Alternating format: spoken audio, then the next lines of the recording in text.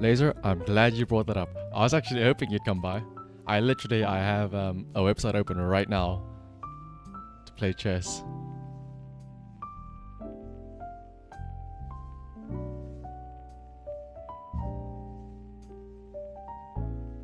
And also, hello. Checking why my computer has 100% CPU usage, and I'll be with you shortly. Leeches indeed.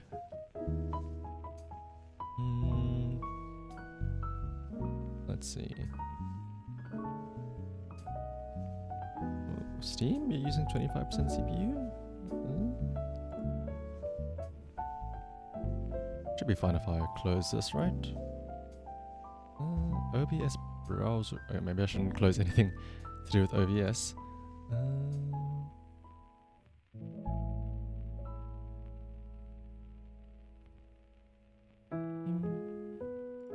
Fine, close that, right? Let me also close this.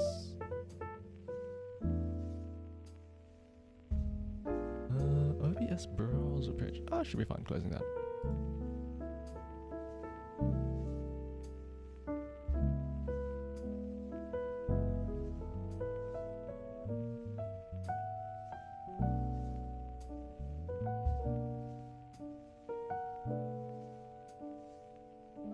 Maybe I should have this open. I haven't played in quite a while, so you can't guarantee you'll be good. Laser, I have also not played in forever, so don't worry. We'll both be bad together. And hello, Variable Good too.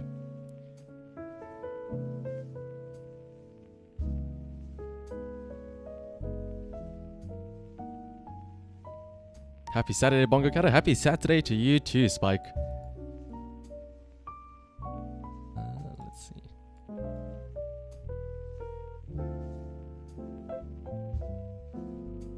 But seeing as though Laser asked about it, I know what we're gonna do. Like I said, even on my schedule, I didn't know what I would do today. I just knew that I had like free time, so I thought, oh, let me do something on Saturday.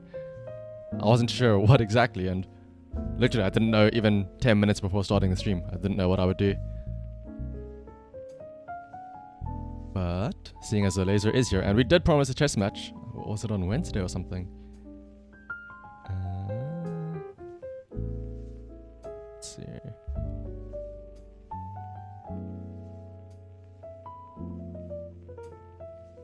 Does this have a thing? Wait, hang on, what? Hang on. Okay, so in my browser that I have ready for the chess, I have I just had a YouTube open up as well, just in case there's anything like noteworthy. Let me also, and this is as usual. It's on a like a blank fresh account. It's on the incognito tab, so it doesn't have any recommendations or anything. But I can't help but notice this. Right there, Squid Game Season 2 teaser trailer. Life is a bit. There's already a second season in the works for this thing? Well, now I'm curious. Hang on, let's we'll get to the chess in just a second, but my curiosity has been piqued about this Squid Game Season 2. Did they already know that... What?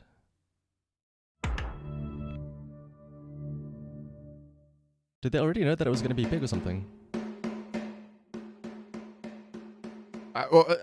Also, I guess spoilers if you haven't seen Squid Game or you're waiting to hear about it or something.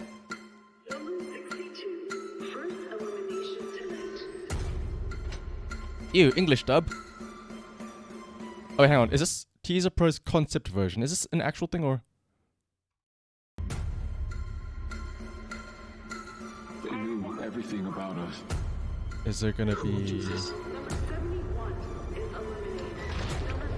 They made these rooms for us. They're watching us. They know every move that we're making. Netflix usually does 2 to 3 seasons upfront. Oh. Oh, that was the. He's the main guy from. season 1, right? Do you want to see more? Except he's a YouTuber now because he has red hair. Or is that red hair? What is that? He's like Markiplier, or what's it? Yeah, Markiplier.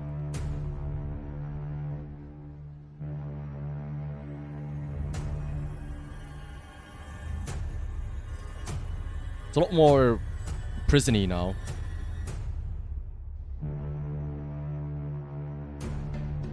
Huh. So, I mean, they're just really, must have been really good that the season 1 did so well then, I guess. I assume concept version is YouTube speak for fake trailer. Maybe, that's what I'm wondering. The trailer, yes, yeah, Spike. This trailer is a concept mashup that shows my idea of how the teaser trailer for Squid Game Season 2 might look. Wait, hang on. Is there actually a Season 2 though? It's blatantly Kajin. Oh my goodness. All the comparisons, like everybody's talking about like, oh, I can't believe nobody's ever done something like this before. It's so original. A death game, oh my goodness. I can't believe nobody's ever thought about this. Meanwhile, they're more concerned about quality than quantity than quality. Here's the thing though, is this actually a season 2?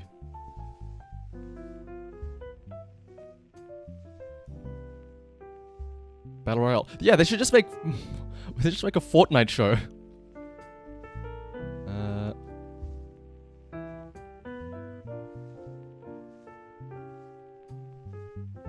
Oh, okay, here's the actual season 2 trailer.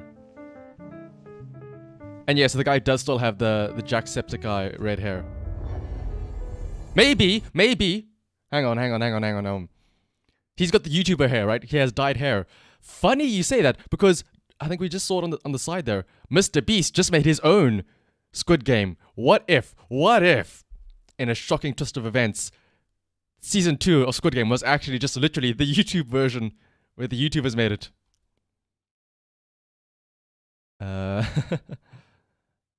You haven't seen anyone praise Squid Game for being original about their premise. Even the younger generation will. Oh yeah. Like, I think it's just. I don't know why it's so popular. I think it's just meme worthy and the virality of it. And a chess death game. Like, isn't that just was it Harry Potter and the Philosopher's Stone? Every time you have a piece taken, you get a finger cut. Here's the thing though. There'd be 16 pieces. So what happens when you run out of fingers? So This is which the one do actual you want to play as? trailer.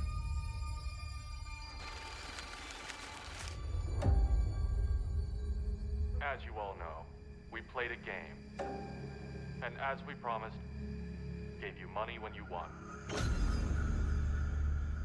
And suddenly, everyone's interested. I'll say you'll know that this is the official trailer because there's all the fancy fade to black, the boom, sound effects going on. You called and volunteered to participate. Of your own free will. So this is it. One last chance to choose.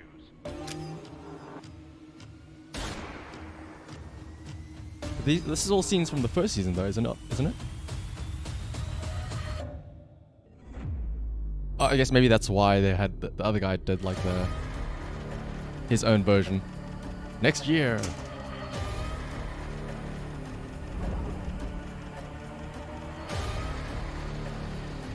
I want to know who you people are. These are all scenes from the first episode. Oh, first season. And how you can do these horrible Marbles. things Do to you think that's who would that be? Al Capone, and that's Dashing Daisy going in there for the final spot. Maybe in season 2 they're gonna be racing for gift subs.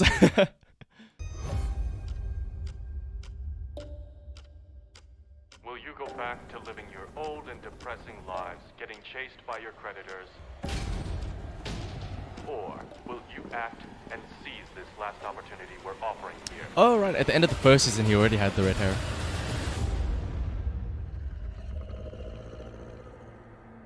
Oh, I suppose, yeah, at the end of the first season there was that big, like, cliffhanger thing where he was about to get on a plane and then he got called or something. I'll admit, I have not watched, Squid Game. Like and subscribe. I will not like and subscribe. I remember when it got big, there was a video. The only reason why I knew about it was there was a video. And also, the thing, everyone has to play a pre-game or spend money, then have to get a board that's in their favor with some pieces already. Oh, I feel actually, Range, that there is something similar. I think it's called like it combines poker and chess, where like you can bid to buy certain pieces, and obviously if you lose those pieces, you lose the money's worth. But obviously if you capture if you checkmate the opponent, you win the equivalent of what was on the board and stuff like that. I do remember seeing something similar. So you aren't the first one to think of that, Range. But yes, also the single piano note is also very evident of the trailer stuff. High stakes marbles, losers give up their Twitch cards. Let's see. Was it How to Basic? Oh no, How to Basic would have probably been like a meme version. But now I'm curious though.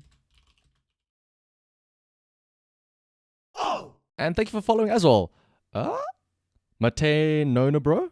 Mate no ni bro? Let me know if I pronounced it correctly. Or if I could just call you Mate or something. Okay, well, let's open that up in a different tab. But no, I first found out about Squid Game because, again, whenever I browse YouTube, I always open up like an incognito tab, just out of curiosity to see, what's trending right now, so that it's not like plagued with all of my actual recommended videos. And it was like an hour-long video. I think it was this one. Yes, it was this one. How to beat every death game in Squid Game. And it was 44 minutes. And when I watched this video, I thought to myself, oh, this seems like a pretty cool movie to watch. And I ended up watching the entire thing. And only afterwards did I realize, oh, wait, hang on. This is like a full 8-episode series. It's not like I thought it would just be a single movie or something like that. I will say though, after I had like all of the games spoiled, I suppose you could say, I lost interest in wanting to actually watch the actual show. Seeing all the drama in between, I didn't really care. I just wanted to see the games, the people dying. But let's have a look at How to Basics version.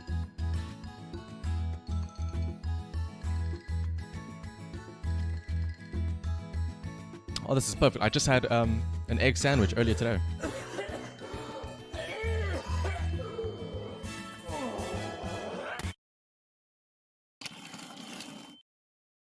And also after this, Laser will have our 1v1 in chess, so get your pawns ready.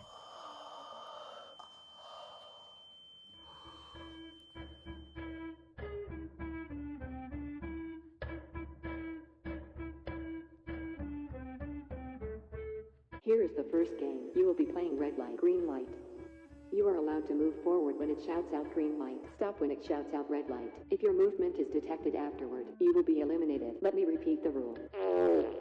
Those players who cross the finish line without being eliminated. I always wonder. With that, let the game begin. Green light. Oh my goodness. This is stop motion. Did he do a stop motion for the doll turning its head? Yes, that's absolutely stop motion animation, or animation if I can call it that. I mean, it is technically speaking animation. Green light. Red light. How is he gonna show them dying? Red light. Okay. 27, eliminated. Green light. Red light. And 10 squats. Oh, I'll do that for you, Player Mate. one, Blah. eliminated. Green light. While we watch How to Basic video. Game complete. The second game is Sugar Honeycomb. The shape in front of you is the shape you must remove from the honeycomb. You will pass. Is he gonna have like a very messed up shape for one of them? Cracking. With that, let the game begin. 1, 2, 3, 4, 5. Player 12 pass. Player 4 pass. Actually, wait. Actually, that's actually a very. That's actually. Okay, let me just do the rest of these squats. 4, 5, 6, 7, 8, 9, 10, Why didn't anybody try and screw each other over during the honeycomb game? Why don't you just go around breaking the other person's honeycomb like on purpose? Guaranteed to eliminate them. This is actually a brilliant idea. And yeah, it's the English version of red light, green light. Like the whole point is like the rhyme, right? It's like an ominous song. It's the equivalent of Player 8 eliminated. Player 2 like, what is it? eliminated. A Player music 3 box. eliminated. The Player dun, dun, 6 dun, dun, eliminated. dun, Game dun, complete. dun, The third game is dun, Tug of War. dun, You will pass dun. if you pull your opponent over the red line. With that, let the game begin. Oh my! Just looking at his floor, all that cleanup.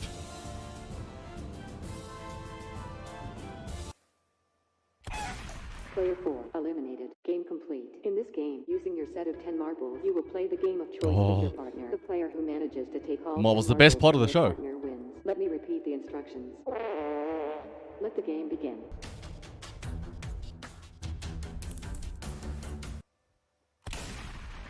Game complete. The fifth game is Egg Stepping Stones. The 8 cartons in front of you are either filled with eggs or are empty. For this game, you will guess which one of the That's next actually a two pretty cartons funny, is filled like, with home eggs, version of and it. only step on those across 5 pairs of cartons. And now, with that, let the game begin. He's just gonna jump across all of them. Oh no.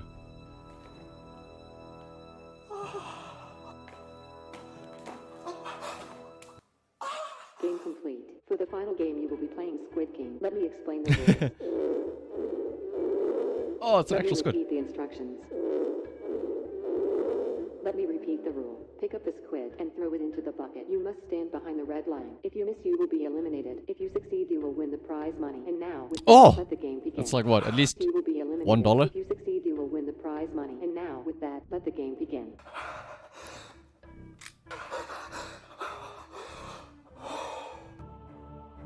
Oh, that's.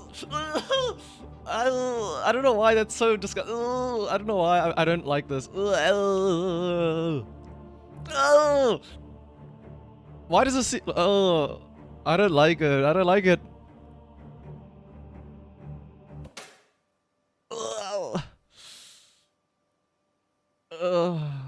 It just looks different. How you remember? Great teacher. We got sidetracked because on like the front page of YouTube there was something about Squid Game season 2. But yes, that's over with. There is, of course, chess. The laser will be the first opponent. If anybody else wants to have do a quick 1v1, let me know though. We can have like a queue of sorts. But let's see. This should work. Oh, oops. What is all this? Correspondence. Laser, how long do you want to take? Do you want to take like 2 days to give your turn back or something? We're gonna make it like 2 weeks. I'll play my pawn, and then 2 weeks later you play your pawn. Let's go real time. Let's give us 10 minutes each.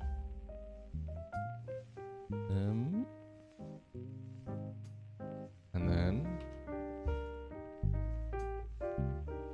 you can click on that link. Or whoever gets it first, I suppose. I don't mind playing anyone. I don't mind losing to anybody. 10 minutes, too pro for you. Wait, how long would you normally have, Russian bro? It's chess or cricket. Like what is it? Isn't like a test series? I remember I used to play cricket. Actually, funny enough, I used to play cricket in grades 1 to 3, but I stopped playing once we got to grade 4, purely because in the first 3 grades we would play with tennis balls, right? And you just play on the regular grass, because you know you're little kids, you don't really have to worry about that. When we got to 4th grade, that's where we started using the proper hard balls and like proper, like the red solid balls, and like playing on an actual pitch. And I got scared, so Laser saying hello, good luck. What's it? GLHF, you know? Good luck, have fun.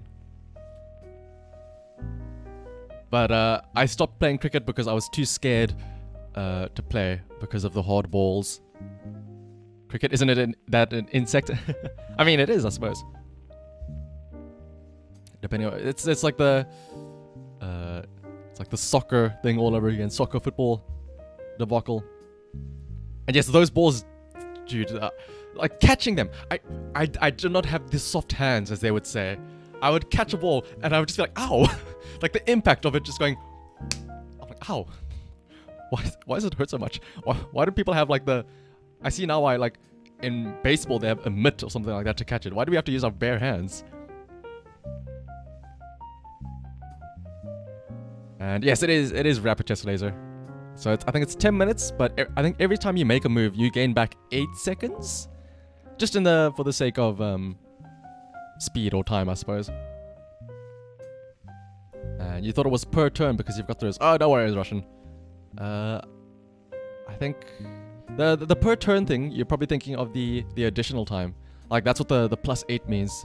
So technically speaking, you get a free 8 seconds every turn. Or you can like even earn back seconds. So like now, I think my timer should start going down, right? Will it? Or is my timer not going to go down at all? Or maybe it's after the first move. Ah, there it is. Now the timer starts going down. Now we're on the clock, laser. But yes, I feel like it's a valid reason, being scared of the ball. I mean, actually, speaking of, so being scared of hard balls is a very valid reason, because in was it matric, my 12th year of high school, so final year of high school, I used to play hockey. Ooh. Oh. I used to play hockey, right? Or field hockey specifically, not ice hockey, because I don't know if people know about that. But field hockey, right? On grass or AstroTurf with the curly stick at the end and like a round, solid white ball. I don't know if people know what field hockey is, so I'm just explaining it just in case. But the big issue is that those balls are also very hard, but I didn't mind playing that because in theory, you know, you play with the hockey stick, so you're not really gonna get hurt, right? In theory, the ball shouldn't be hitting you. But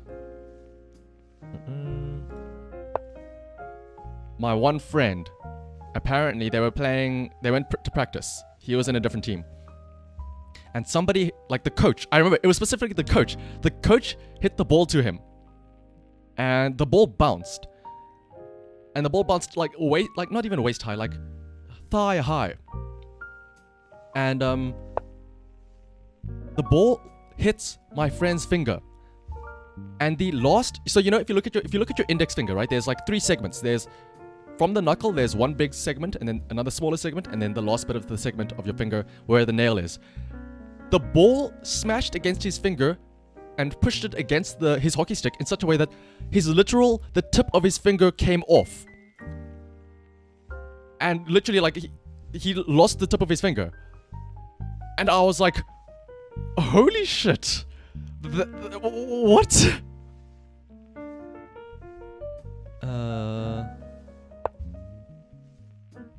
He had to like, I think he had to get like a skin graft to like put skin from like, I think his knee or something back over there to like regrow that bit of his finger. It was baffling to me. I was like, oh my goodness. Did he get it sewed back on? I think he did get it sewed back on with like I said, a skin graft to stitch it back together. You played it in school there too, Spike? Dangerous game. Yes. The backwards smacking, like the swing back. Because technically speaking, if you're gonna swing, you can swing backwards. And if you hit somebody in the face, that is their fault. It's their fault for being behind you.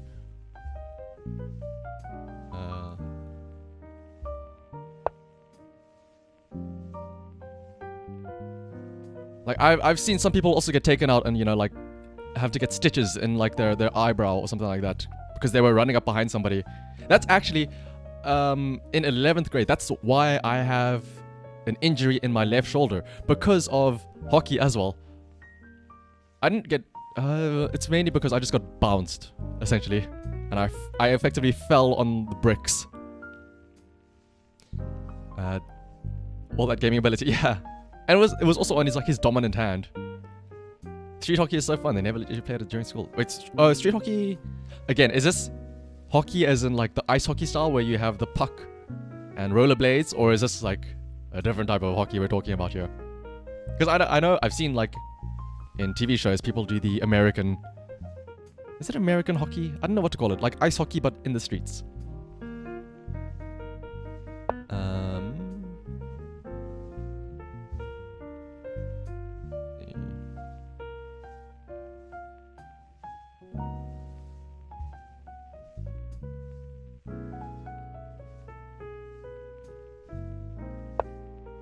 But you also played in Shizuoka. Oh, I see. I suppose, yeah, if you want to keep it like akin to ice hockey, you would play it on rollerblades, right? So you still get that glidey feel. Use a rubber ball instead of a puck and it hurts. Oh my goodness. And yes, I was talking about field hockey, great teacher. Actually, wait, no, yeah. You're Australian, great teacher, so you would probably know a lot more about field hockey. I know Australia is very, very well known for their hockey. Australia and the Netherlands. They're like, I think Australia, Netherlands, and Germany are like always the big ones.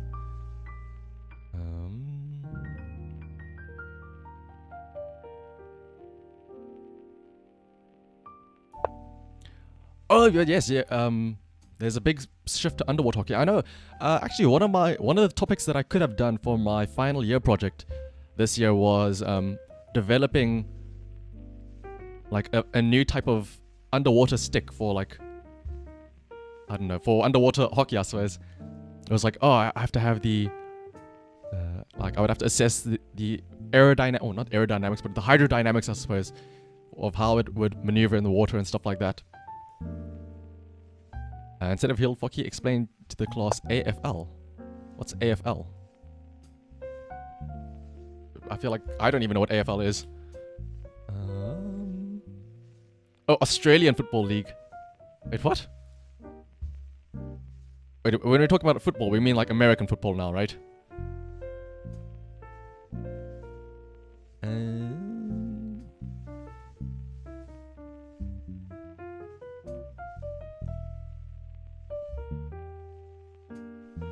Let's see.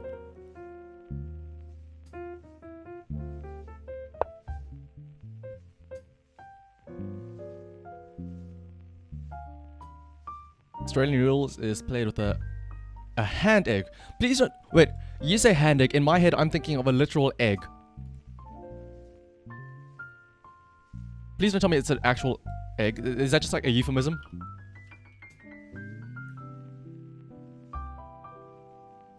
Oh, so yeah, it's like an actual just football. The American football, the quote-unquote typical American football. I know Australians also have like don't they also have Australian rugby, or is that different? No, Australian rugby is the same. Thinking of like sevens or something, most likely.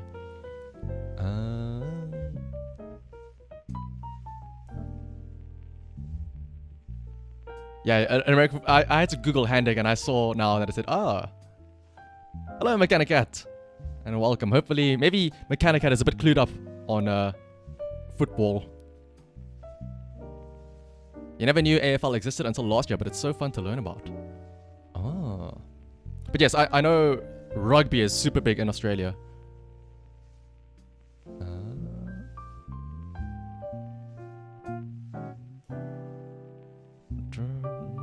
Is this safe to move?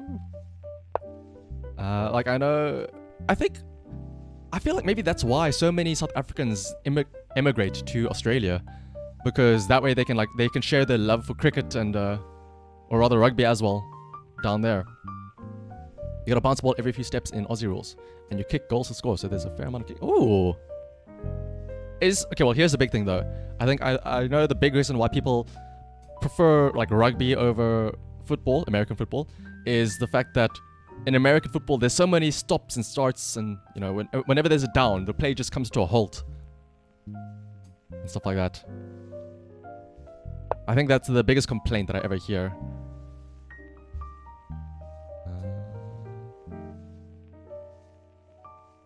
You only know about British football, aka soccer.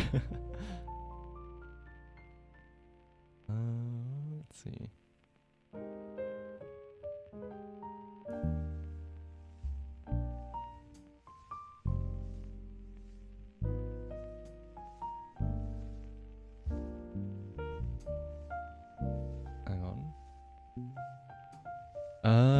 I wonder, is Laser watching my screen to see if what I'm about to do though?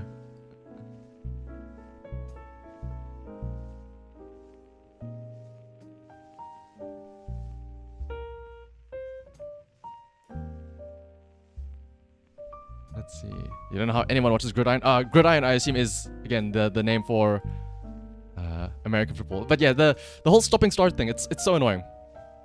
Yeah, like Gracey says, there's 50 minutes of actual ball in play for a 4-hour game.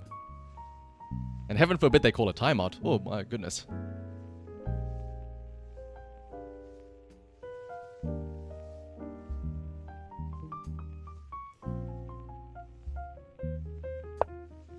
You're not watching the stream? Oh, okay, that's good to know, Laser.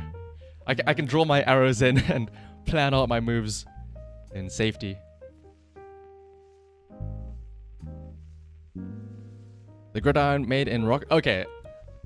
The Gridiron mode in Rocket League, that gets a pass. Wait, I'm streaming? No. This is just a public voice call, I suppose. Also, Great Teacher, isn't it super late for you? Well, I suppose super early in the morning. Over in Australia, it's like 2, 3 a.m.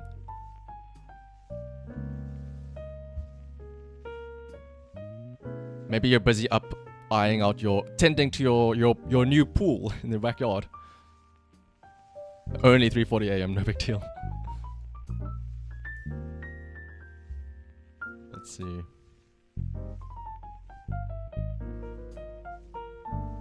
Yeah, could've. Gotta feed the crocs. I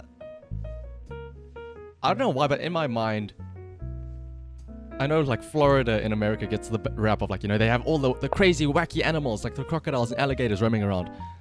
In my mind, Australia is the same. Oh no, yeah, it's because you always have the meme of everything tries to kill you in Australia, right?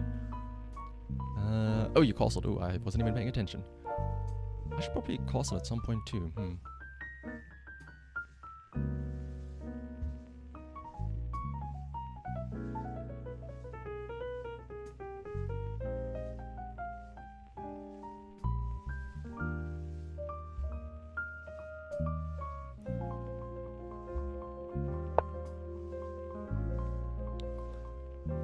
Thank you for the sub, by the way. Did somebody win that? Oh, it's a funny story about that, Great Teacher.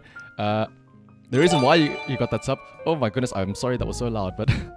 Thank you, Asshole, then, Great Teacher, for paying that sub forward to Deep Blue Nothing. The reason why I gifted you a sub, Great Teacher, is I actually gifted a random sub out. My card wasn't working for some reason. And so to test it out, I just gifted a sub to my own channel, and you ended up getting it. So congratulations to you. Although to be fair, the winner from last time around, Laser, actually said, give the sub out to anybody. And so I suppose maybe that's just me paying that forward. Then again, I think Laser gifted it to who was it? Psychopath of Eastern Europe. But Psychopath of Eastern Europe said, oh, just give it to anybody else instead. So maybe that's just me paying it forward, even though he did claim afterwards to give it to himself.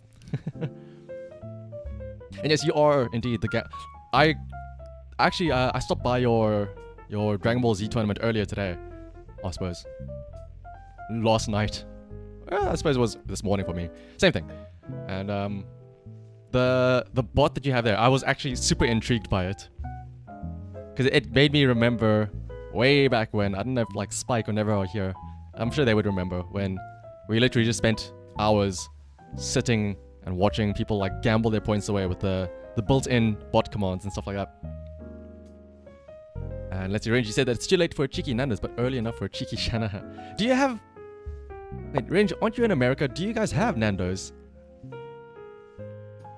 I never knew if Nando's was in America. Oh, I could act cool and play en passant, but I don't know if that's actually a good move in this scenario here.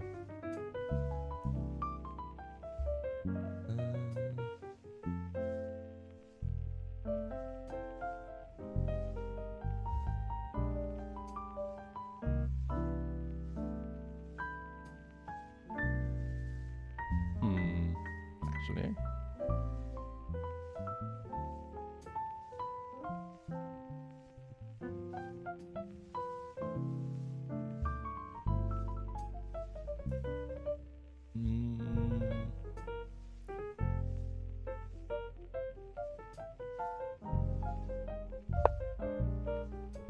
and one gambling rig learning from another. Yes. One day we'll open up a big casino where all sorts of gambling will be available. And Australia is the world's Florida. I think, like I said, it's mainly because, again, it's a meme, I think, but I think it might also be true in that, you know, they always say that everything in Australia tries to kill you or whatever.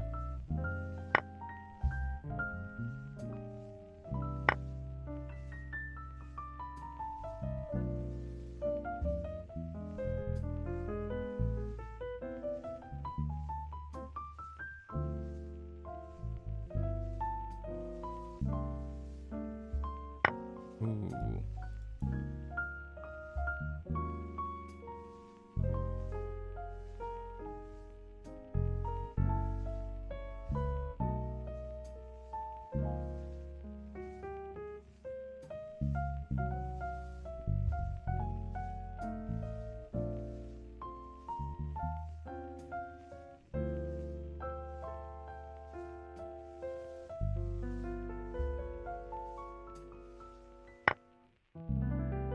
I may have screwed up with that trade, but we'll see.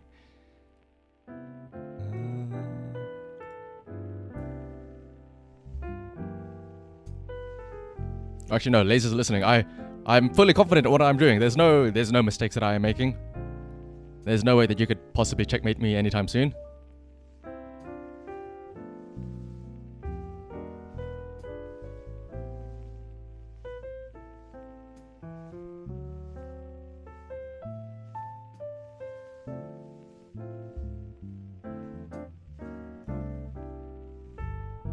You believe in the chess cat. Thank you, Elliot. I'm glad that you believe in me.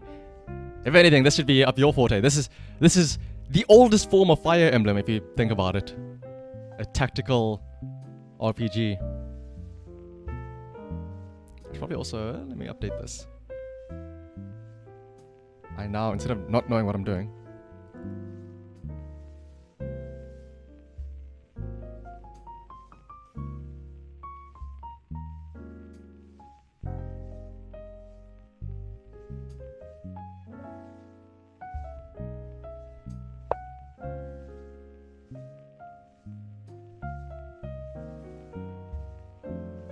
You're actually really bad at chess? What?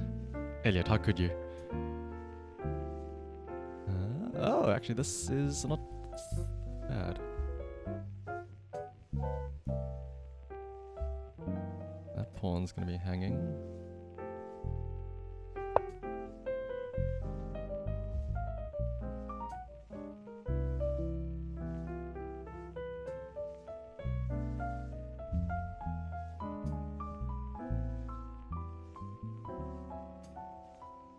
With how much you play Fire Emblem, you'd think otherwise, but you're incredibly weak. Yeah, you can't rely on lucky crits or anything here.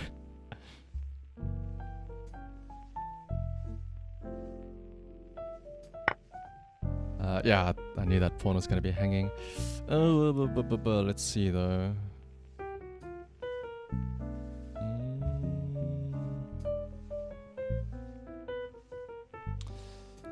Castle. Am I safe? You don't have a light square bishop. King is gonna be. My king is super exposed right now. Actually, wait, hang on.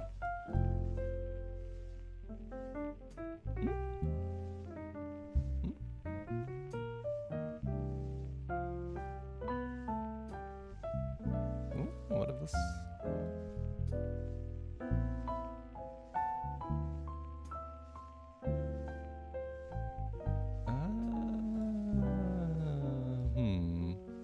And this pawn that's pushed all the way up here is actually screwing me over so much.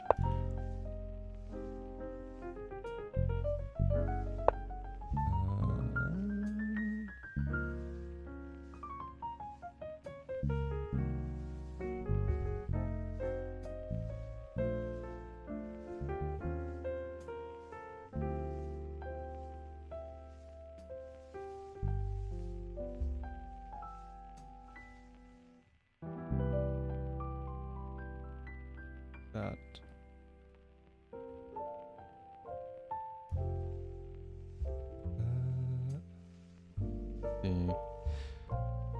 could go for a cheeky check, but that doesn't really do much. I do take that.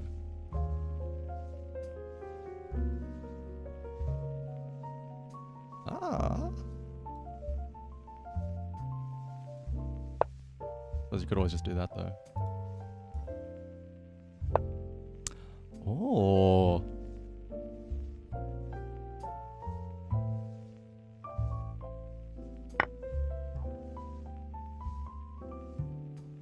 That. Yeah.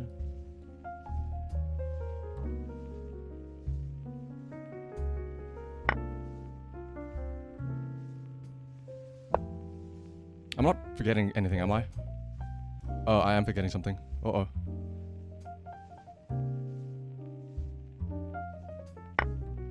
Yeah, that's what I was forgetting about. Mm.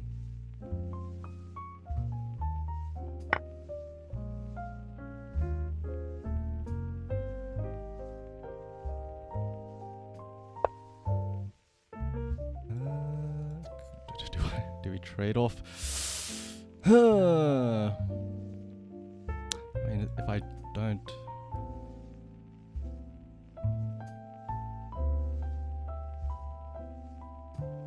And I have to. The only option.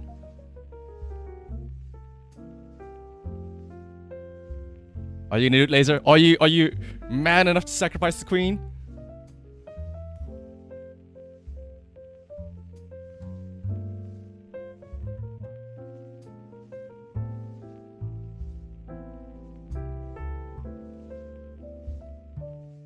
Are you willing to duke it out like men instead of using, we don't need no woman. We are strong, independent. Actually, speaking of men, was it yesterday, I think? That it was International Men's Day, apparently. Okay, well, now I guess the tables have turned. Do I trade queens? And also hello and welcome, Bellis.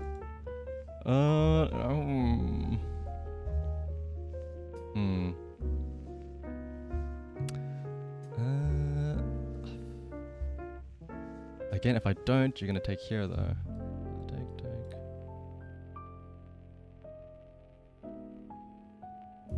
Want to defend that.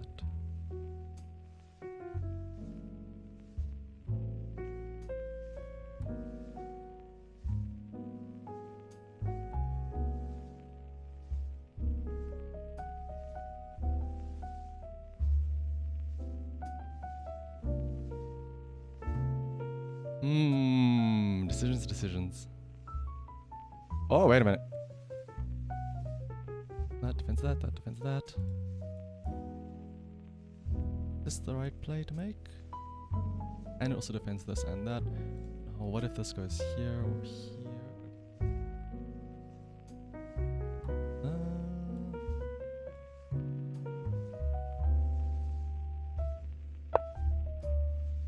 Woo!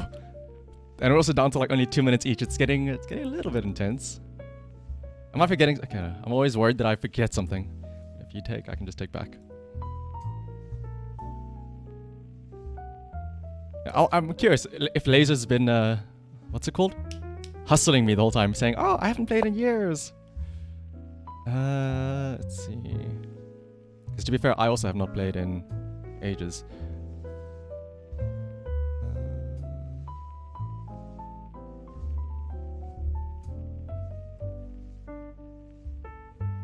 Just makes it hit. It's definitely like a full brain workout.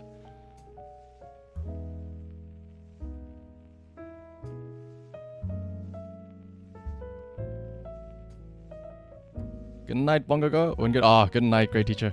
Hope you enjoy your sleep.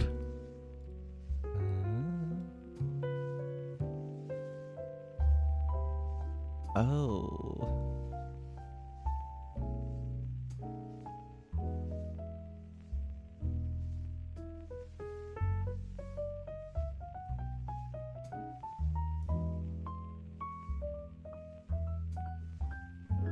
Oh my goodness, time's running out, Ah, I have to make a move.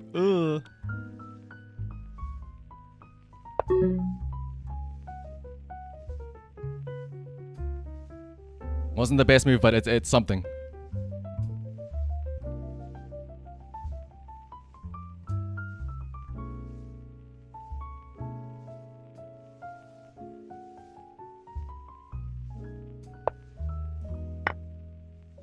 Screw it.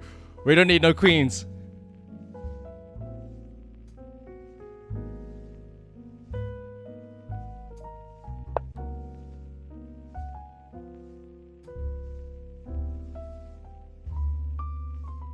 Are we gonna go down to like the bare bones?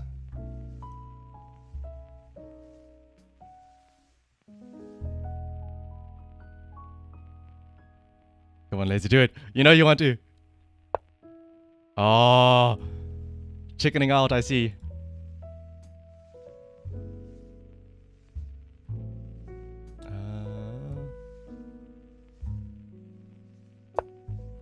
Wait, am I messing up? Okay, no, I'm not.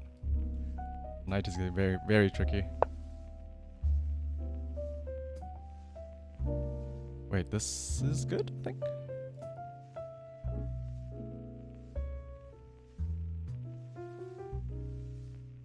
Ooh, that's dangerous. That is very dangerous. Let's see.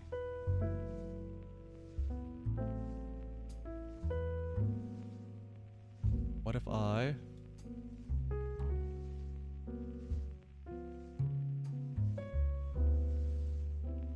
Could that not be good?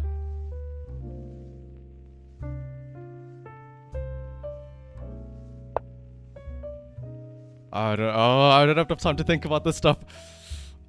I don't know if that's good or not. Oh, I don't... Actually, wait, no, it might still be okay. I even called out that was a bad move, but it should be fine, maybe? And I can go there.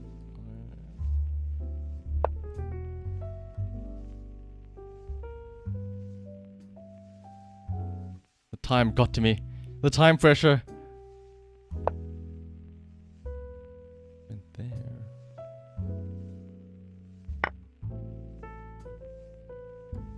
There.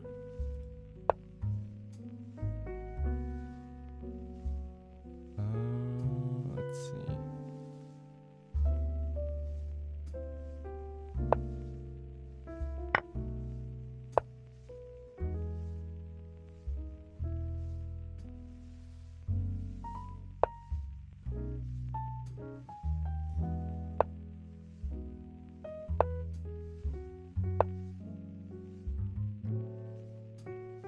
Oh, we both of us right knocking on heaven's door there. But I think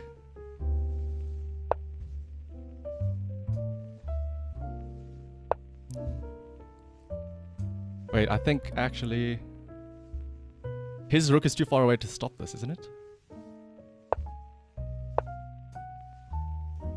Wait! This could be a turnaround. Woo! I got my queen first.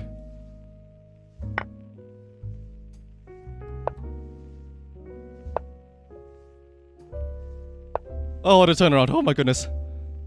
I have to be careful not to stalemate now.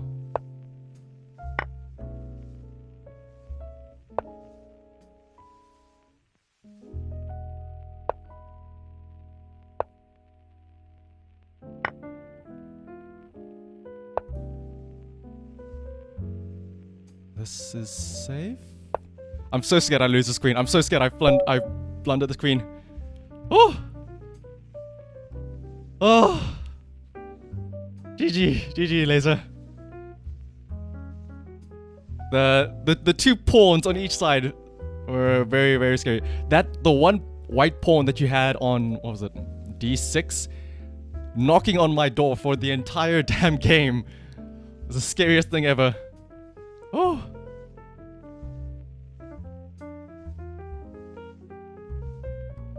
My goodness, that was scary. My heart is actually pumping now. This is the same type of adrenaline rush I got when I won the, what was it, Super Auto Pets. Oh my goodness. Let's have a look. I'm curious though. This is the one thing I like about League Chess is that you can use the analyze tool for free, and you don't need to have like premium or whatever. And so here you can see if it's +2 or plus anything, that means that white had the advantage.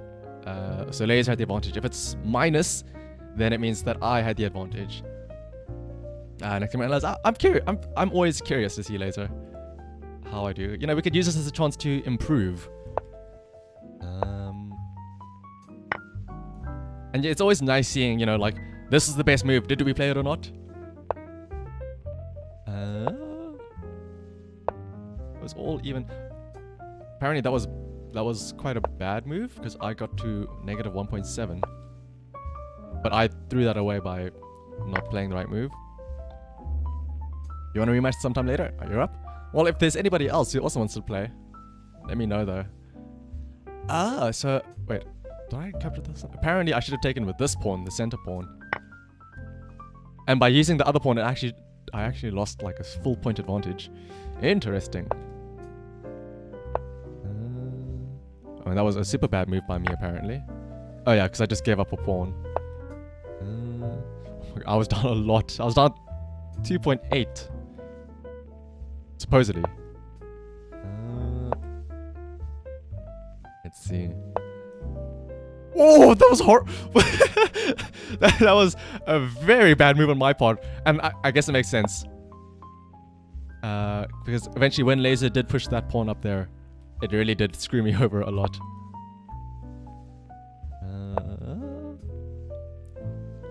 The whole time it was begging me to stop this pawn from pushing up, but I would not do it. I was very stubborn in my ways. Yeah, that's the main reason why it wanted me to not push up that pawn. Let's see. Then we went down to 3. Oh my goodness, another horrible move that I made apparently.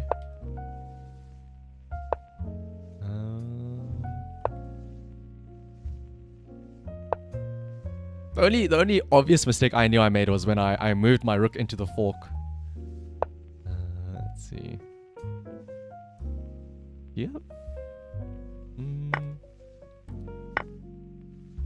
Oh, 10 points down. Oh, this was a gambit that I was trying to do because I wanted to somehow get my queen and rook up on this side, on the right hand side, for a checkmate.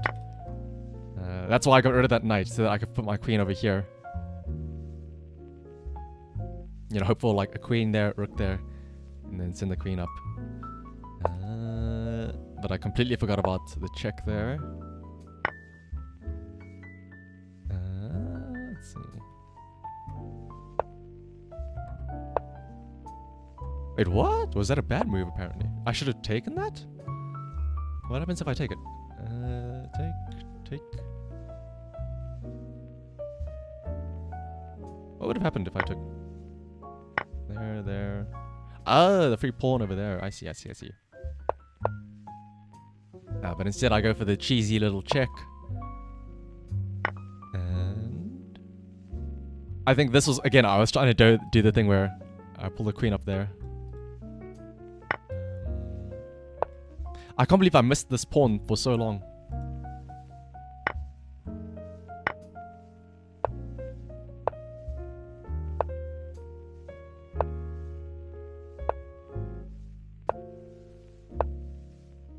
I think this is where I make the sacrifice, the queen sacrifice. So if I had taken that pawn earlier though, that would have been so much nicer. Oh, this pawn. If I had taken it like 10 turns ago, this would have been a free queen effectively. Or I suppose the Laser wouldn't have even moved the queen there.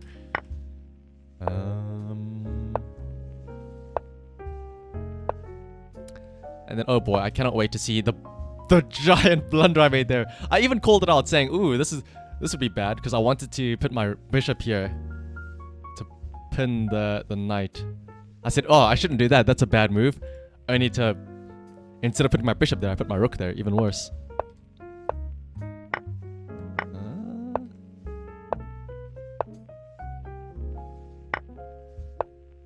I think the... Once, inadvertently actually, I knew I had this pawn going here. But at any point in time, Laser could easily put the rook up there. But the moment the rook moved, I think, over here, that was when it was locked in, effectively speaking.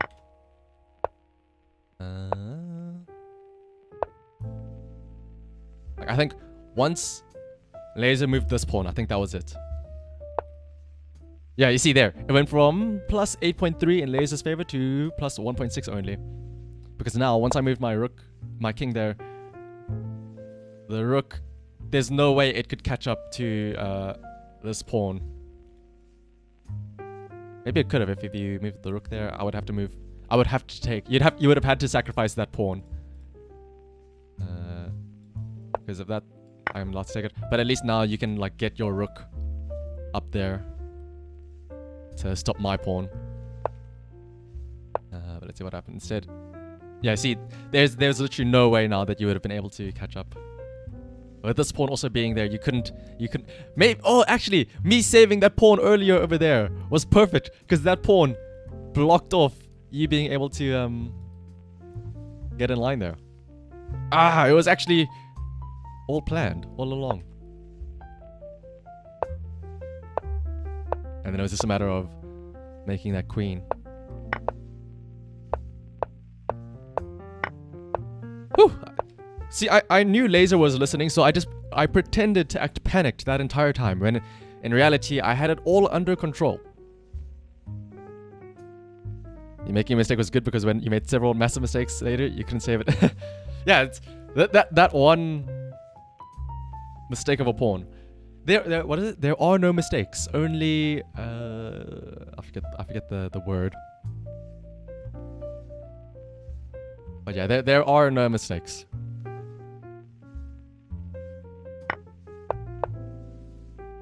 And I didn't realize, but this was a checkmate in the middle of the board, because queen blocks there, and the bishop block there. You turn the volume down. You don't want to hear my ramblings infecting your mind. Maybe I should talk to you more often then. Either somebody else can go. Yeah, if there's anybody else that wants to try and, after witnessing my great genius, unless you're too scared, if there's anybody else that wants to have a 1v1, I'm down to play one more, I think, and then maybe we can change it up and do something else. Because chess it's surprisingly taxing on the mind.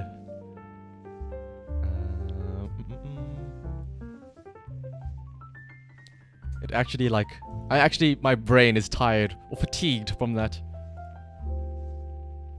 We'll go with the same 10 minutes, 8-second increment. So whoever grabs this URL first will be the one to challenge. Let me take a sip of water though first.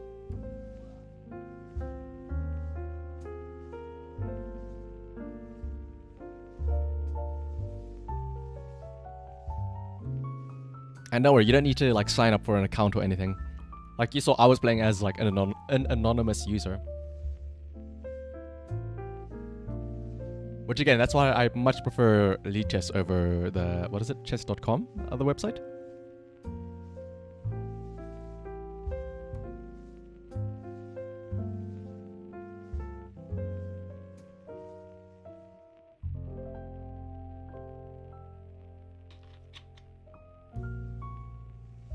Otherwise, Laser and I can go for a 1-for-1 and then have the run back and see. We can consider that a warm-up, if you will. Because I'm sure we both made plenty of mistakes. But I think after this, I don't know why, but just that adrenaline rush of the comeback is making me itch for some more Super Auto Pets. So maybe I'll load that up in the background for the next little escapade. Like I said, we don't really have there's no real plan for the stream. Nobody else has stepped up by the time you've got your coffee. You say we go again? Oh, sure thing, Laser. You want to try and reclaim some of that that glory? Actually, I should have looked up into it more. I forgot to look into it, but there was I think it was Laser who actually mentioned it. But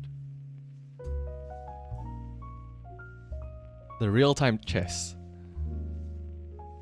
That was very, very interesting. Let's see if there's chess online, real-time chess.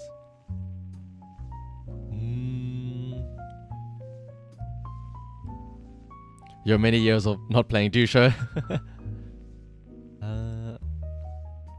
Because if I could find like how a website to play the real-time chess, that would be very fun to try out.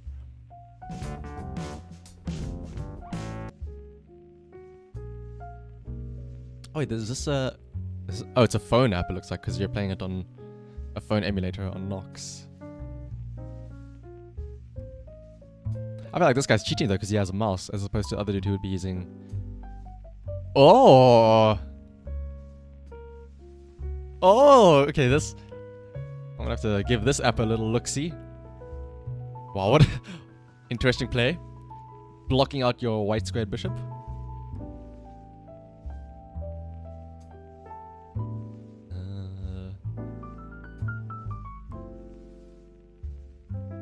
This guy's just stunned. He doesn't know what to do.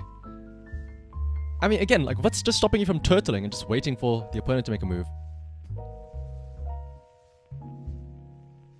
Oh, he even has fancy little, like, animations.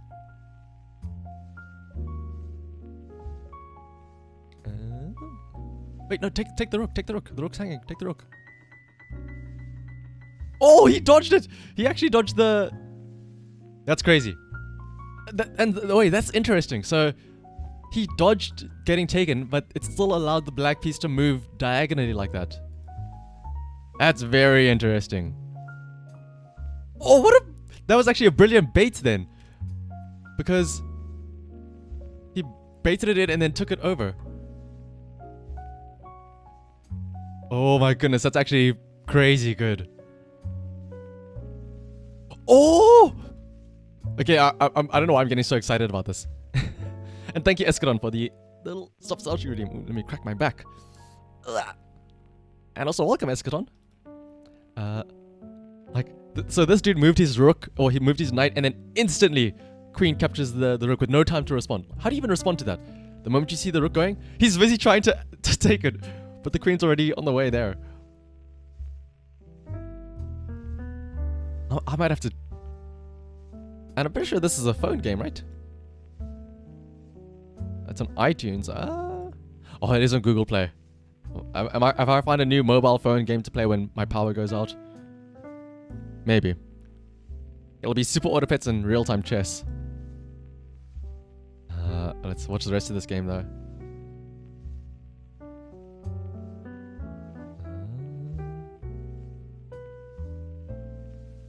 I think the red guy's winning. I mean, the red guy still has his queen. I think the guy playing black, the moment he walled off his white bishop by putting all his pawns on white, that was a big no-no. Sega Net Mahjong is your favorite mobile game? I know Mahjong is also something I should I feel like I should give it a look at least once. Oh, he dodged the bishop capture. And also welcome, Tane. Wait, he could just capture it! Just capture it! Very interesting.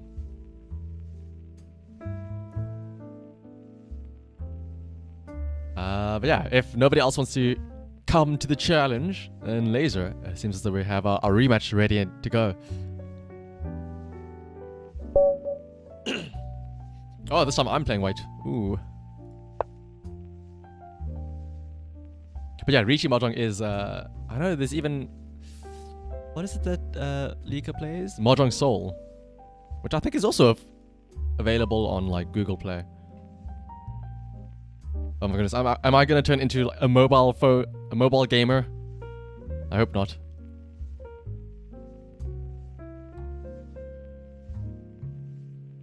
I wonder, Laser, did you only just make this account recently? I see you have a score, but it's a question mark score. Like 1,500 question mark?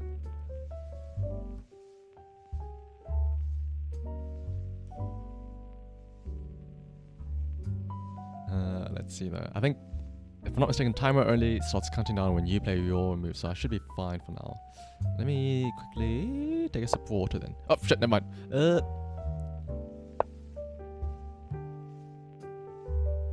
I feel like I should remember certain openings or whatnot.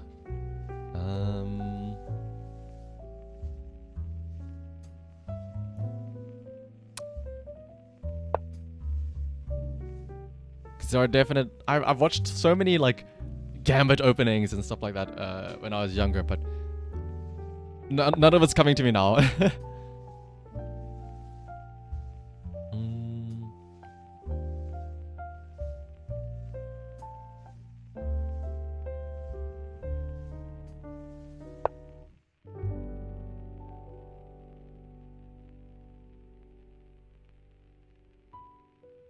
When I was younger, like I said, I played chess every year in primary school, so that's grades 1 through 7.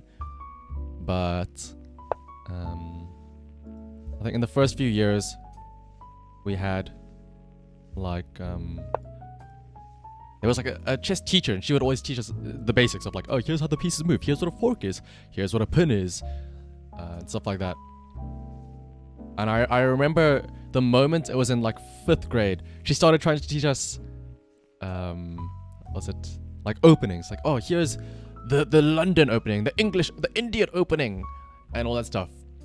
And I was like, this seems kind of boring, or not boring, but like, why don't you just play the way you want to play? Why do you have to like follow what some dude in 1736 played? Or like, why is that the way to go? And stuff like that. So that's when I started like losing interest, because of the fact that it was like, oh no, you have to play it according to the correct openings. Like, what if I just want to make my own opening every single game?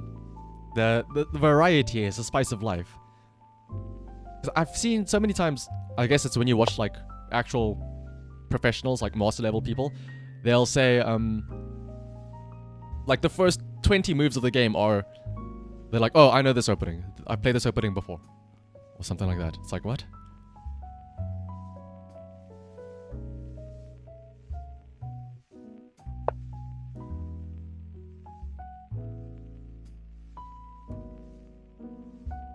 And they'll say like, oh, we only have a new game now when we have like a never before played game, 30 moves in only.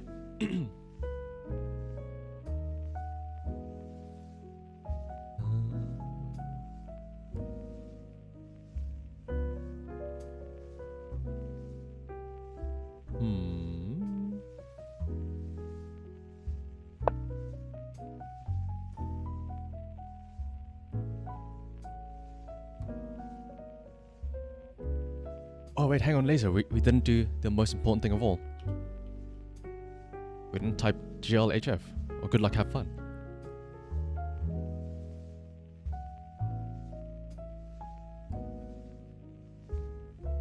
Let's see though.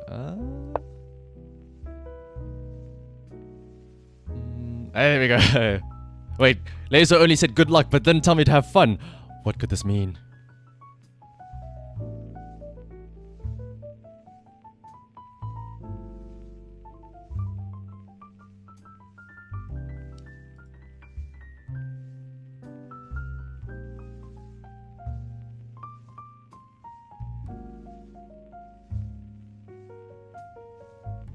What if I...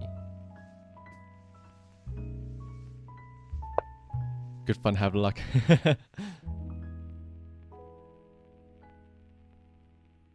That could be an issue. Where is it? Yeah, as I pointed it out. But is it an issue though?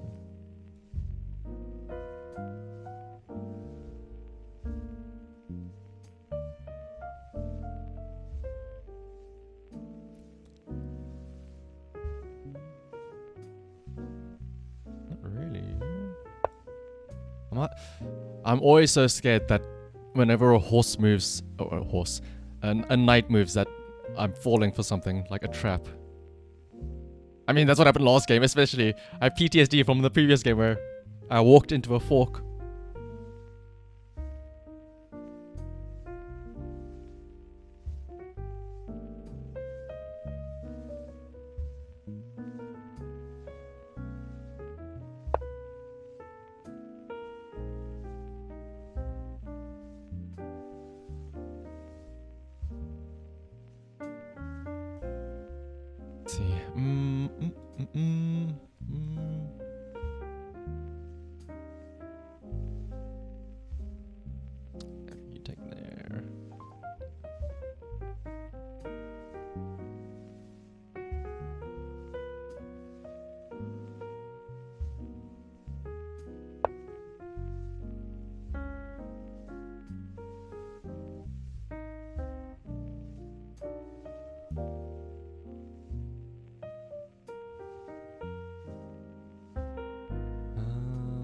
Ooh.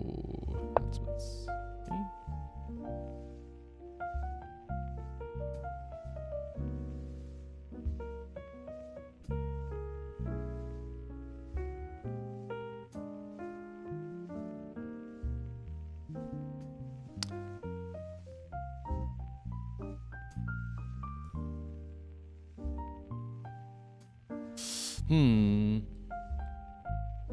That should be fine.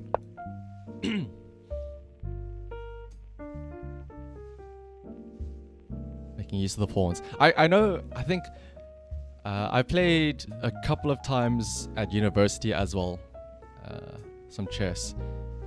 And the people that I played against there that like stayed in res with me and stuff, they were way better than me. And I still remember the one thing that stuck in my mind as to like why they were so much better than me, why like I couldn't match them, was their pawns and how well they played with them. Like, pawns are so underrated. They're literally the lowest rank piece on the board, 1 point only. But if you because there's so many of them, if you play them well, they are so scary. Like, I remember the one guy I was playing against, he was like the top chess player in my res. Thank you as well for the follow, Leonardo boy. At one point, the guy had a row of 3 pawns all up in my half of the board, and I was like, I don't know what to do. I'm stumped.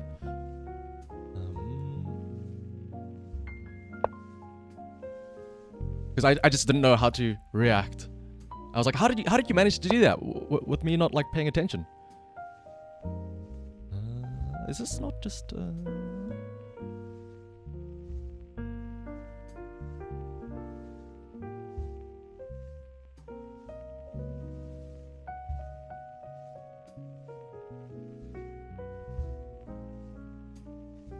that?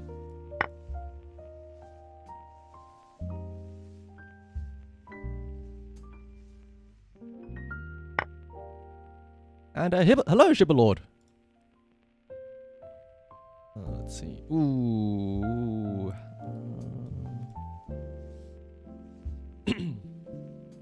And hello to you too as well, Leonardo. I go there. That's gonna be... Actually, no, this is fine. That's fine.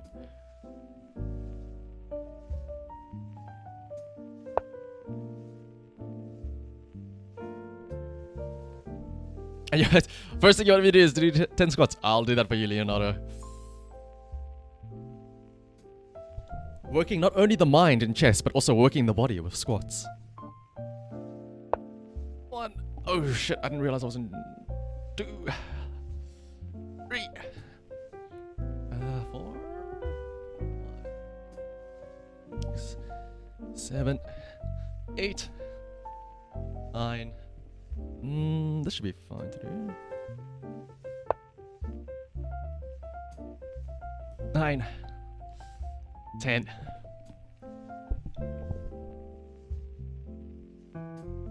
And yeah, you're right, Leonardo. It is definitely healthy to have a workout. I mean, I haven't really... I mean, to be fair, the 10 squats you've asked me to do and the 10 squats earlier I did were all the movement and exercise I've done today. I should do... one thing I've been doing actually lately is I've been doing push-ups in my room. Because it's not like I don't really have like any gym equipment around or stuff like that. So the best thing I can do is, you know, everybody is like the go-to is just push-ups. So there's actually been this sort of like this guide thing that I've been following, where it's a test to see if you can like get up to doing 100 push-ups in a row.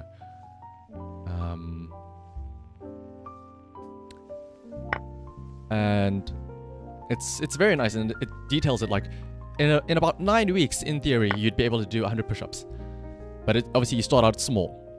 You know, the first couple you do, it's only like 1 or 2. Or sorry, in the first week you do a total of like 20 push-ups, broken up into like small sets. You know, 4, then 5, then 4, then 5, so on and so forth.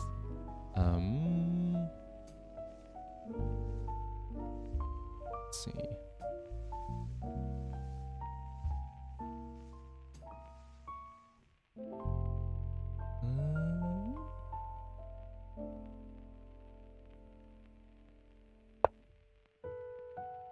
And I'm on like week 5 now. And yesterday, I can actually look it up.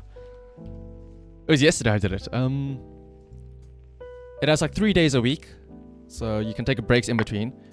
And yesterday I... Oh, did I just mess up? Wait, hang on. What did he take there? It was just a pawn. That was just a hanging pawn that I left for no reason.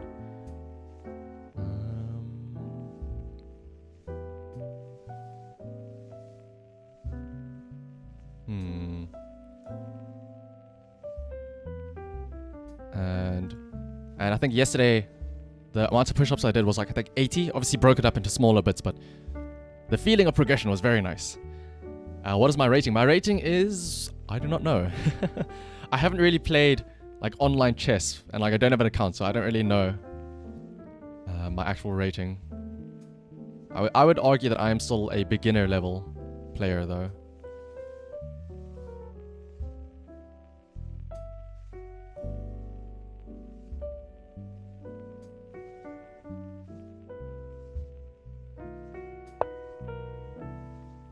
I'm curious, Leonardo, what is your rating though, if you also play chess? I know, I think like 1,200 is sort of like the average, I think. I know if you make an account on chess.com, your default rating is I think 1,200, and then it adjusts obviously as the more you play.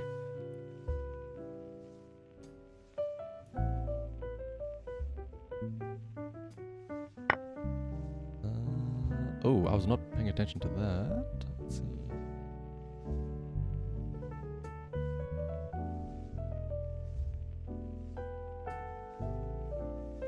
Wait, I have to be very careful now. That knight could go there.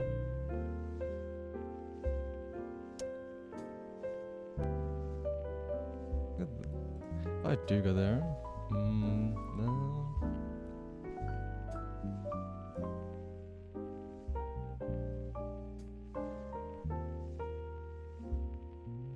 Oh wait, is this just lost?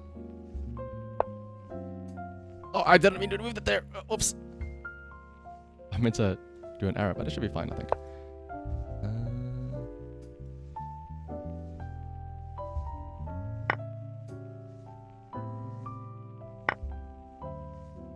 You play on chess.com, and on Rapid you're 1,800, on Blitz 1,500, and Bullet 1,300. Oh. Let's see.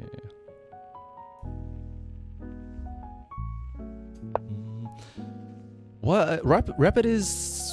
What are the minutes again? Rapid is 10 minutes, Blitz is 5, and Bullet is 3 minutes, if I'm not mistaken, correct? You're a Blitz 1,700, but you fell off. Ah.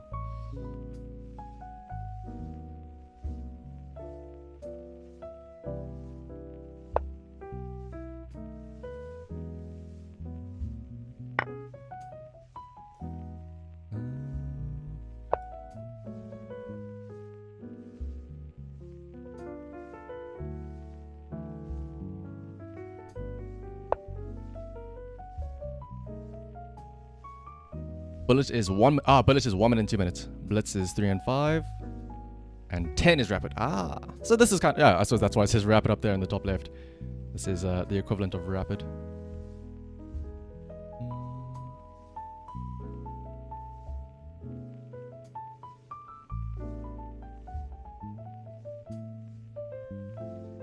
Wait, this is actually getting very scary now because of that.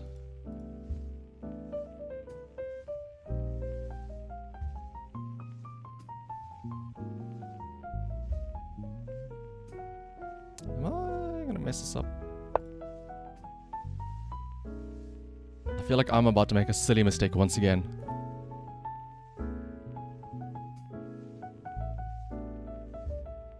Thankfully there's no more knights left on the board for laser, so I'm not gonna... I won't fall for another fork. Well, I might still, but not from a knight at least.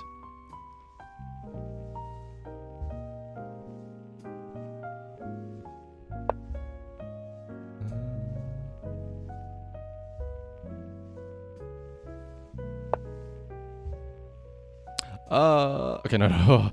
I thought I left this rook, this knight hanging. Whoa.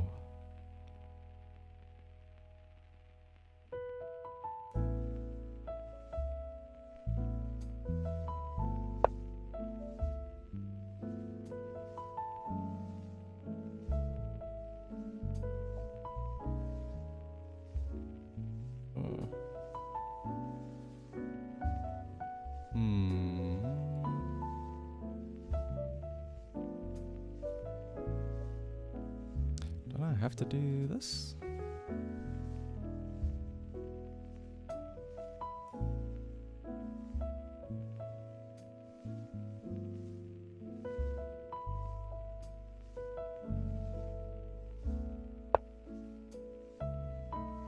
Let's see. This is kind of scary considering the queen and the bishop are so far up in my stuff.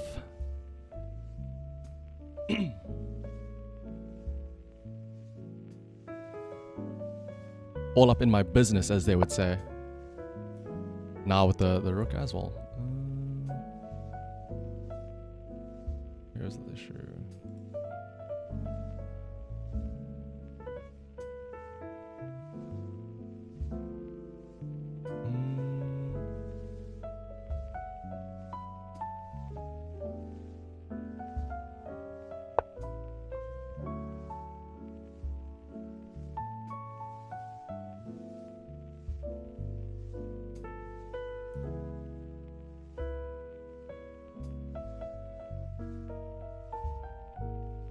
Here I thought I was the one leading an attack on Laser, but now the tables have turned and I'm turtling up with everything around my king now.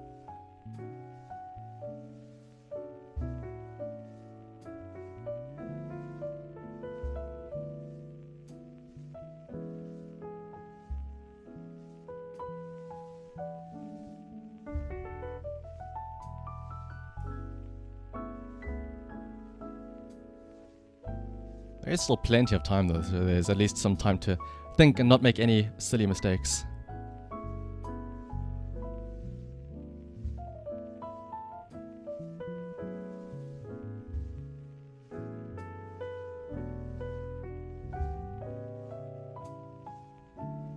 And I realize now, I was talking about how pawns are super useful and super important, and yet I have like no pawns left.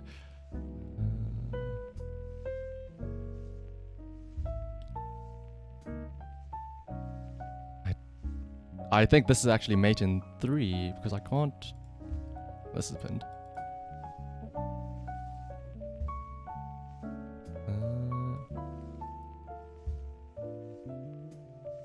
This might actually be mate because I cannot move out of it.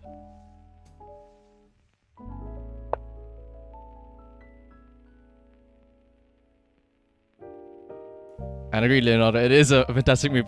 The fact that you and I can both see it, I think Laser probably also knows. Unless...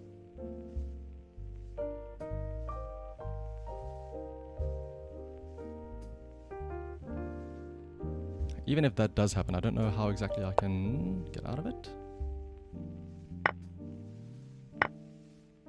That might have saved me.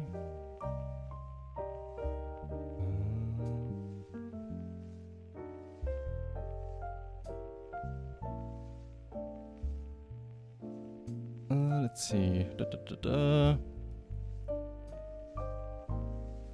for that. I moved.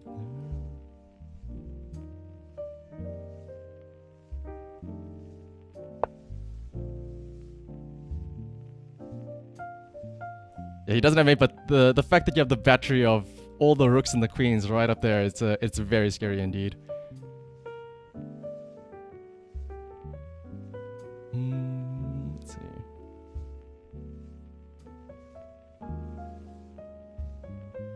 That's why I asked Laser earlier, like, what is your rating? Because I think Laser just made this account. And so you only have a 1,000, it's technically speaking 1,500, but that's why the question mark is there.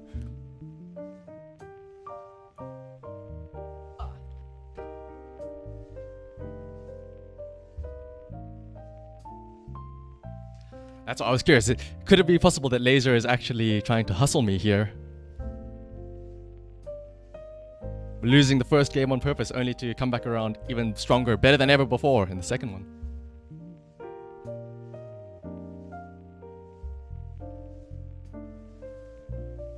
I will say that I'm glad that it's so tight between the two of us. And it's not like just one side stomping the other. That's, like I said, my brain is just racking itself now. It's truly a full brain workout. And thank you for the reminder to drink some water, Leonardo.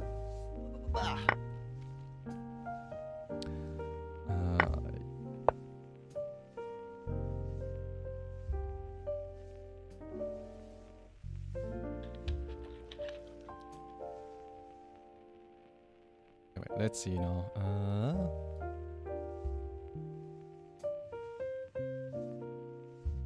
That is mate. Not do that.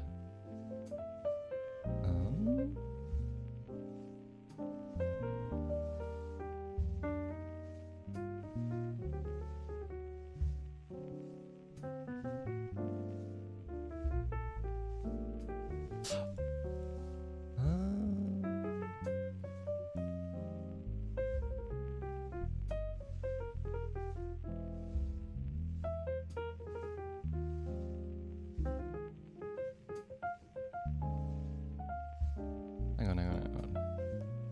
It's gonna be a draw by repetition. I hope that we don't get a draw from this. It'd be tragic to have such a good game only to end up in a draw.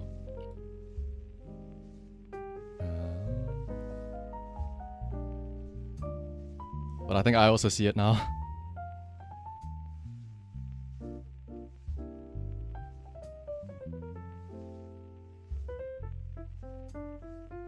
My arrows are getting confusing now. Hang on a bit. There.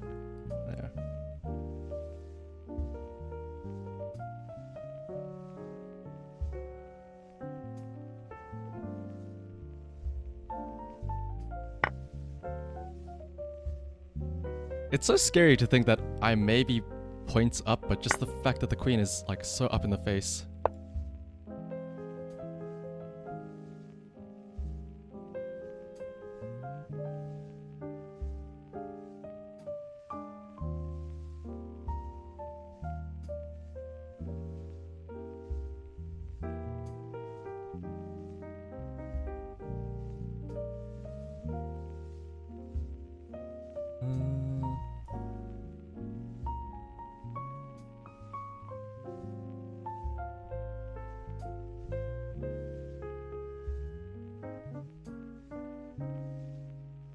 And yeah, there's definitely a repetition here. Unless I want to, like, sack myself.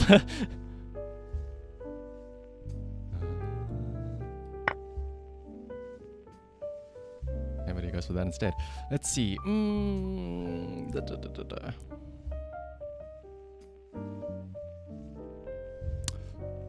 Wait, that would...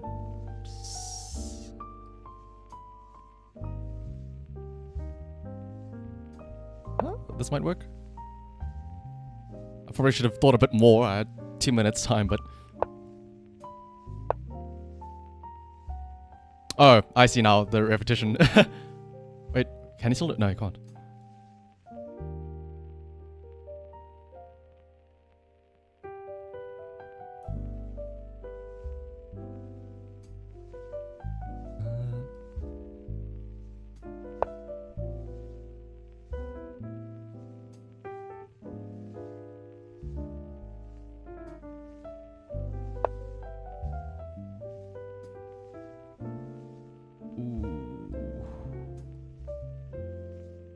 Okay, no, it's fine.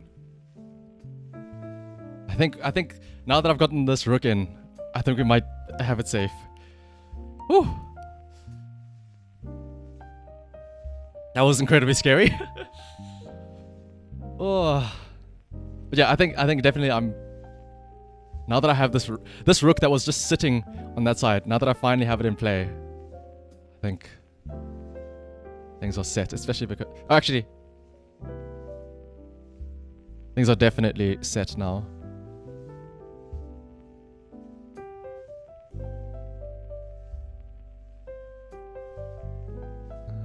Can this queen even go anywhere? Have I trapped the queen?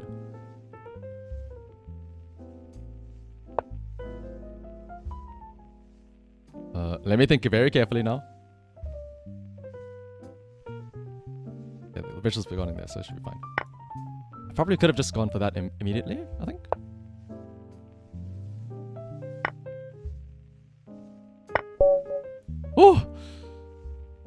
Oh my goodness. That was very close. Good game, well played. But yeah, you're right, Leonardo. I think, like I said though, the whole time there, I was up on material, but just that positional advantage was super scary. Let's have a look at that analysis board. I'm curious, when you hold me up there in the bottom right-hand corner.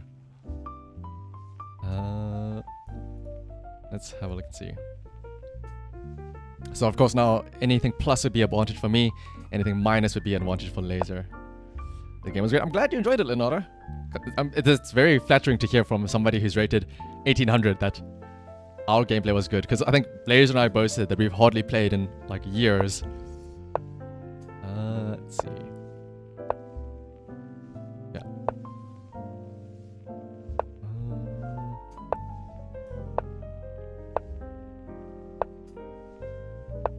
Push that forward. And let's see. Yeah, this knight here was, I think, a sitting duck the whole time. When you pushed it forward. Ooh. I should have gone for this way sooner then.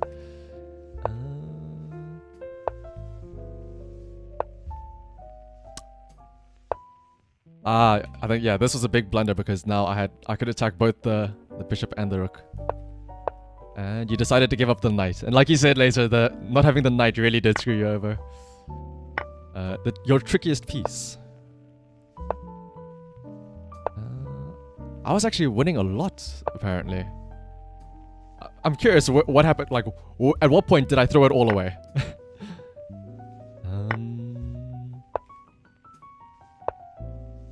I'm still up by like +8. Ah, there it is. I completely forgot about this pawn at one point.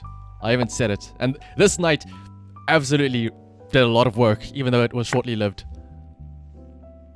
Wait, I should have taken this pawn? Don't you just take it back though?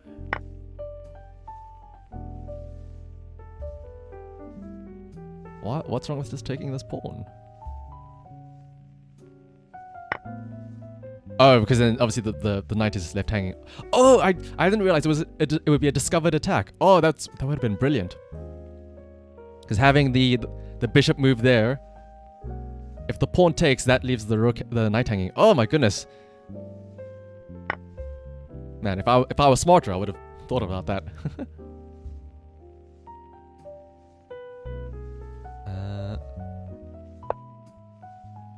So instead, I just gave up one of my pieces instead. And yes, again, so wait, I should have just left the bishop. Oh, I suppose, yeah, this would have been a good trade. I would have gotten the knight and the bishop, and he would just get my rook for it. And yes, just watching the bar fluctuate between the two of us, like mistake after mistake.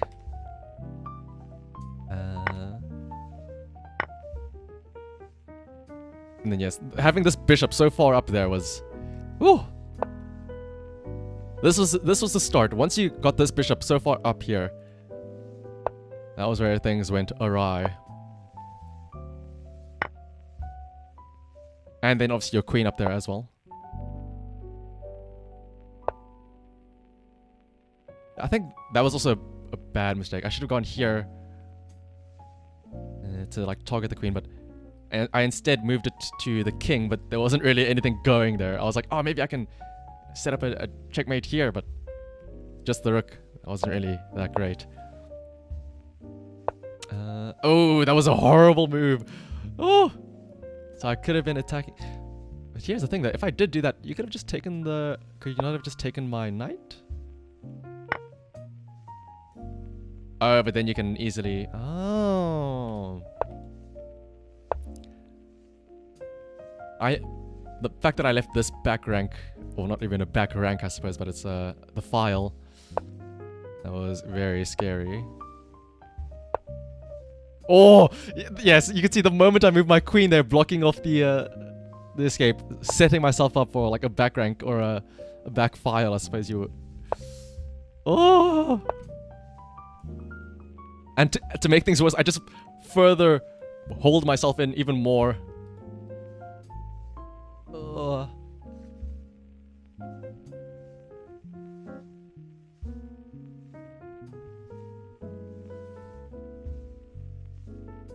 Hang on, where's my...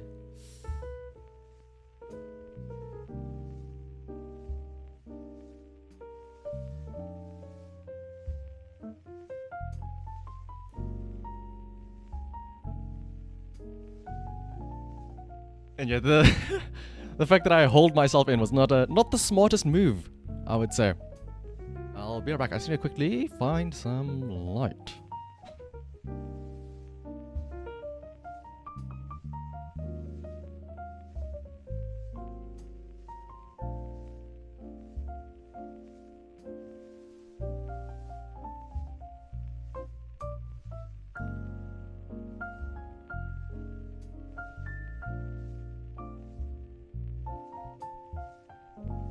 Ugh. I think you definitely had, like, at least in my head, I figured that there were chances for a checkmate because, like, in my head, I was just thinking of somehow you'd, like, get your rook and your queen all aligned up there. Like, you would move your rook here, and obviously I can't... I could have probably traded, I suppose. I probably should have traded the rooks. Yeah, it says I should have traded it. Because if I didn't... Like, if you had put your rook, I think, here, I would not have taken it. I would have been too scared for some reason. And then you could have done, you could have, like, moved your rook here and gone for the back rank. But why didn't I take it? Oh, I know why. I didn't try and take it. I did this to try and... I was hoping that you would take this so that I could free the pin from myself. But I realized as soon as I made this move, even if you did take it, there's no way I could have gotten out of it. Like, I can't... If I move my knight out of the pin, you would just put me in check regularly. So instead you doubled up the rooks. And I at least got rid of the bishop. Getting rid of the bishop there was my one goal. And then I just decided to... I just threw bodies in the way of your rooks. I put this in the way to block it. I put this in the way to block the other one. But supposedly this was a better... Oh, this is a better move because it attacks the other rook.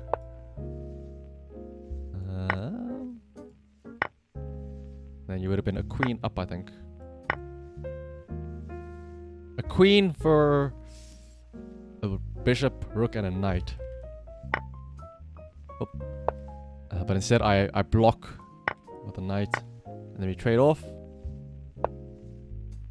Ooh, wait, so that was the biggest mistake?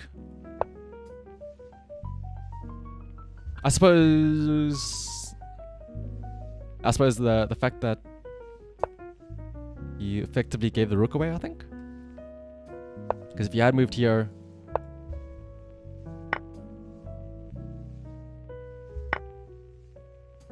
Oh, and then you could have gotten the other rook. Would you have gotten a checkmate?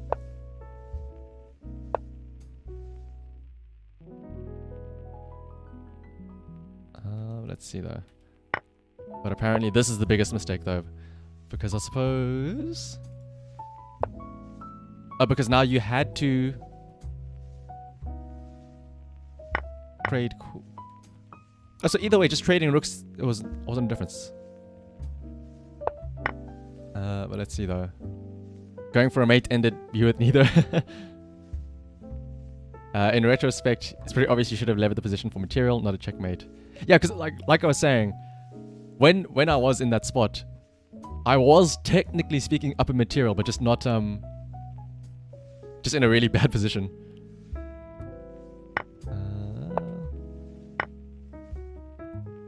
And then taking that pawn. Where was that repetition that Leonardo was talking about? I think in my head this is the repetition that Leonardo was talking about. Just doing checking me back and forth here.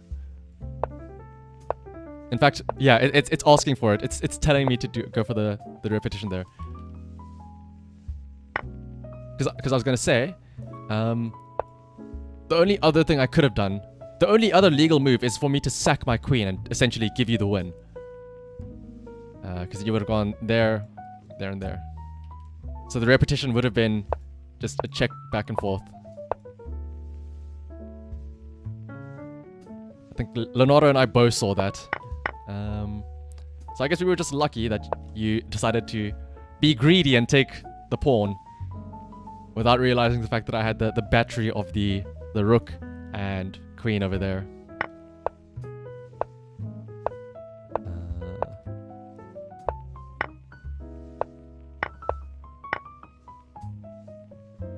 The reason why you didn't was because you mostly saw equal trades and you were down in material as black, which is rarely a situation. Ah, yeah.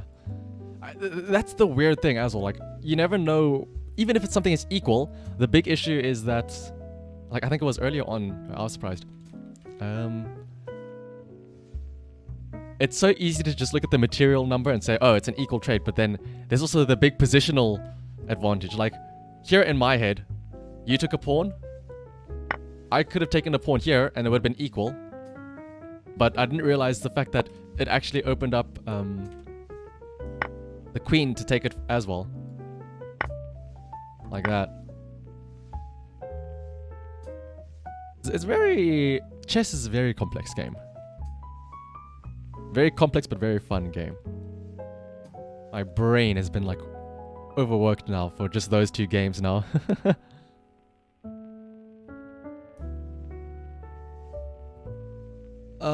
Let's see. Yeah, you had a very risky... Yeah, the... I mean, like, for the most part of the game, I think I was up at the beginning. Whew. But I think... as taxing as chess is, let's move to a little... something that's just... requires just as much brain power, but not as much... stress. Let's fire up... the good old... trusty Super Auto Pets.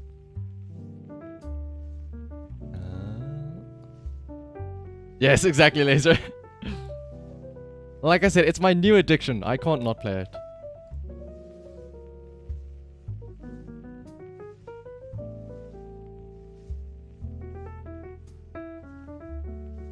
Oh. There we go. Let's close out of this. And update this here. Who knows, maybe now, thanks to those wins off of chess, my brain has been activated and I can now actually win Super Auto Pets.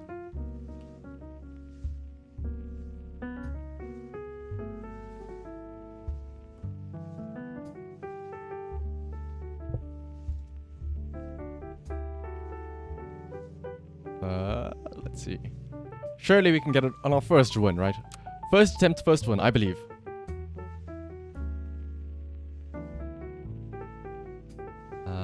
I will say that this lineup of animals is not the best. Fish are strong, but could be a bit better. Ooh. What's this? Oh, Leonardo, do you not know about this game? It is an auto battler game called Super Auto Pets. It's a free game where you buy little pets and have them battle each other out. They all have different values of like attack and defense, and they each have their own buffs. In fact, you'll see in just a minute here.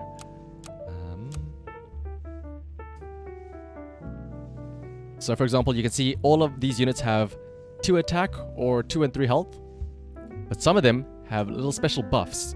For example, at the start of the match, you'll see these mosquitoes do 1 damage to the opposing team, and when the ant died, it gave some bonus health to the duck.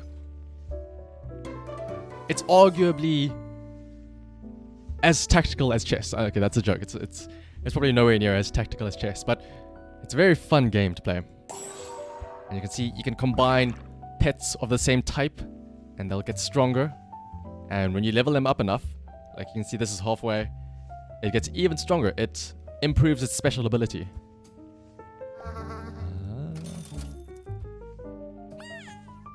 It looks like it. I see Leonardo is also falling into the trap.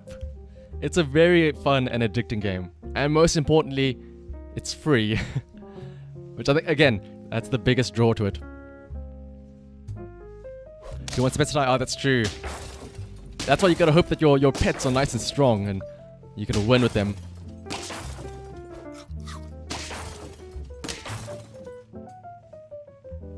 And yeah, Laser has it correct there. It's fun, But it's very random. I suppose that's the whole point of a game like this, right? The randomness involved.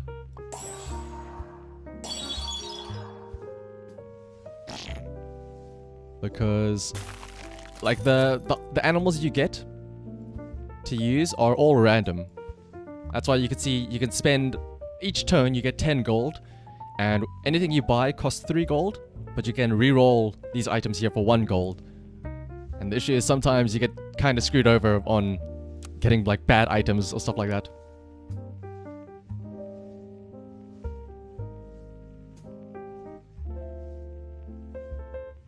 So for example, this guy must have gotten really bad luck because all he got was a bunch of ducks.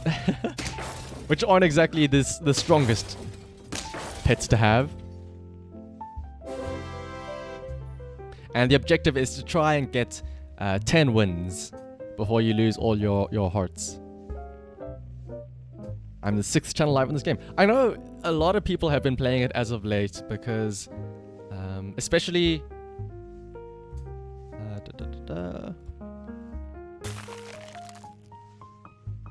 especially some of the bigger streamers. I think there was like a big tournament happening earlier this week that happened for this game specifically.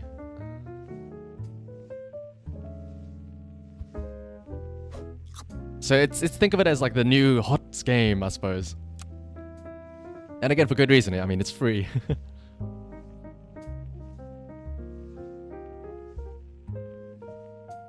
Fifth has 14 viewers. Oh well, in that case, let's try and work our way up there, I suppose. Various big streamers and YouTubers have been streaming it. Yes, exactly. It's been on the radar for many people.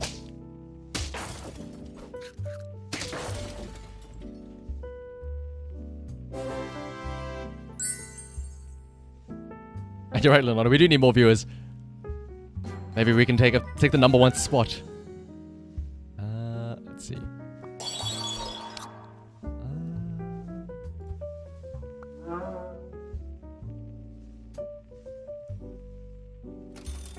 Ooh.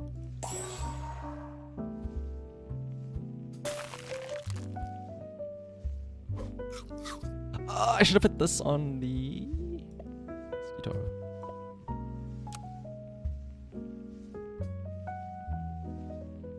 But the big thing about this game is just how addicting it is.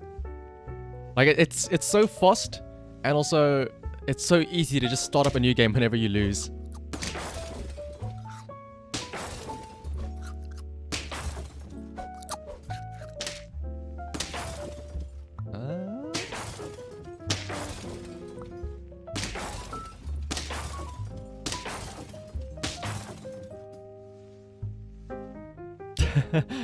I wouldn't agree exactly with what Laser says, but I have been enjoying my time with this game a lot.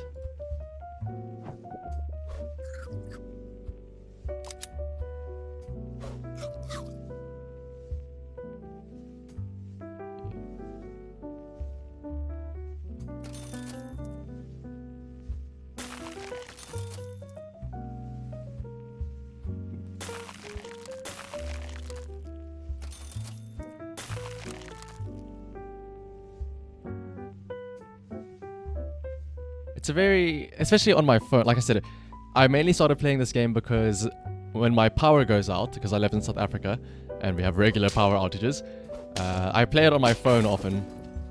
Because like I said, it's also a mobile game.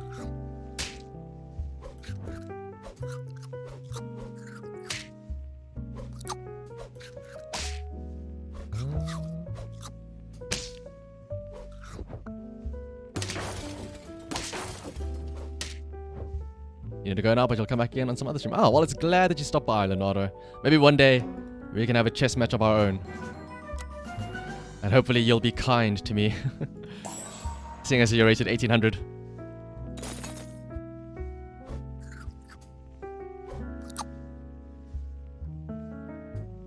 But thanks for stopping by, though, Leonardo.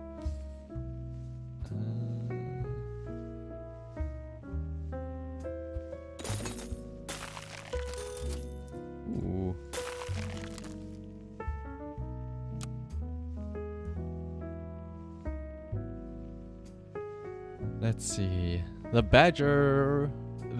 honey badger technique might work now. If I can make it that far.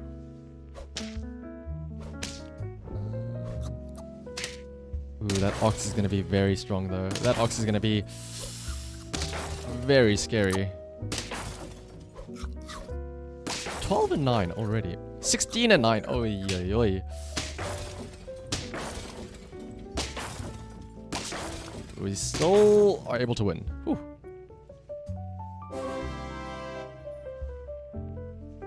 Oh, monkey. Me see monkey, me likey.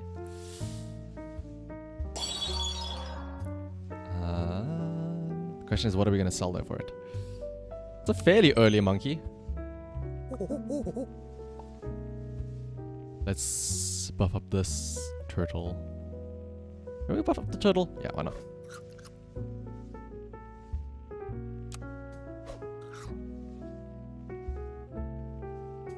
Let's see, the monkey will be our buffer towards the end. Oh, this guy also has the honey badger strategy. I should have put the honey lost as well. My bad.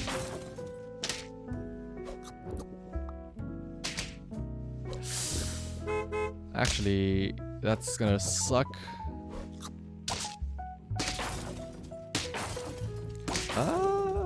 We might still win this. Wait.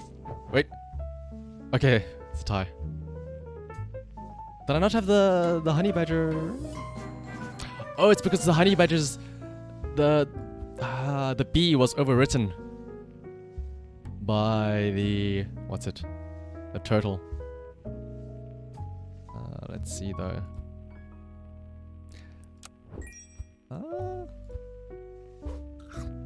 Let's try this out.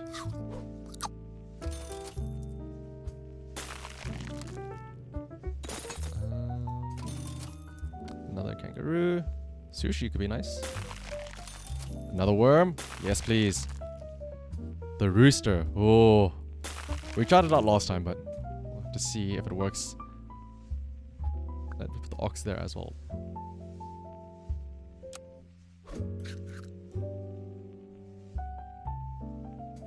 So I guess our turtle will be our big buffed animal. Oh no. A hippo. Why is it always a hippo?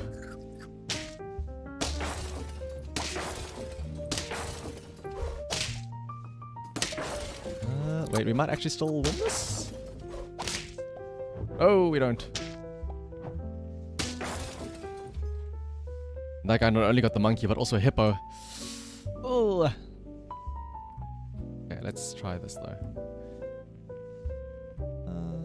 Let's feed the worm. Oh! Wait a minute, the snake and the rooster. Hang on. Hang on. Isn't that super good? Okay, wait, hang on. I have to think now. Let's first sell the ox. Definitely gonna try and use the rooster snake combo though.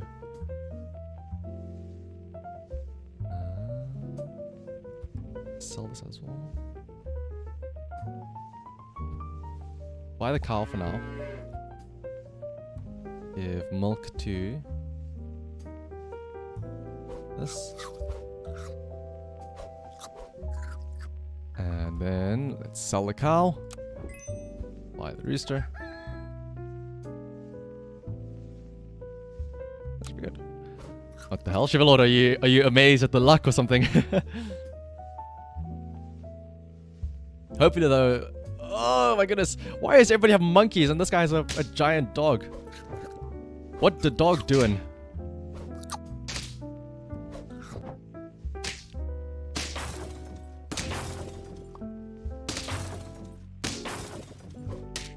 Alright, well we at least have one more life. Let's hope that we can...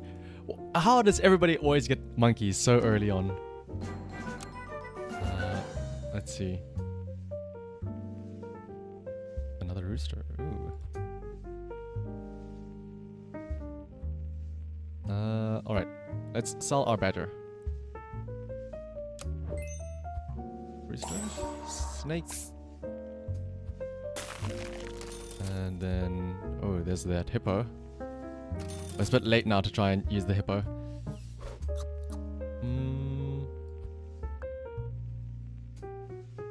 Oh, wait a minute.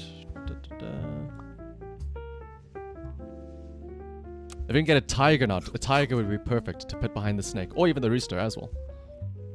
But something tells me we're gonna go up against another big number person. Oh, that rooster is gonna be very strong.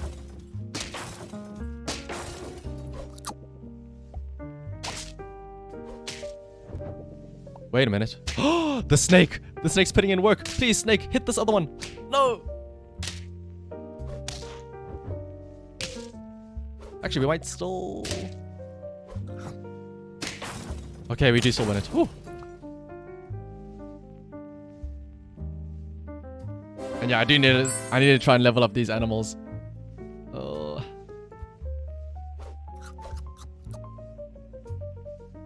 Actually... Okay, here's that tiger that we wanted. Okay, we can put a tiger and a snake. Do we sell our rooster though? That's the question. Or do we sell our monkey?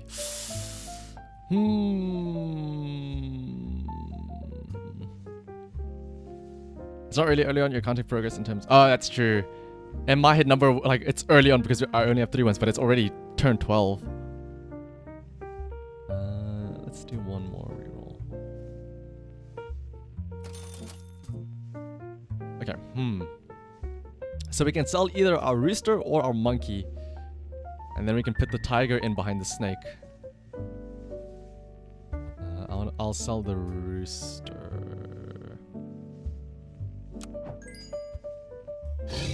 That. Let's say that. And I shall give the pair.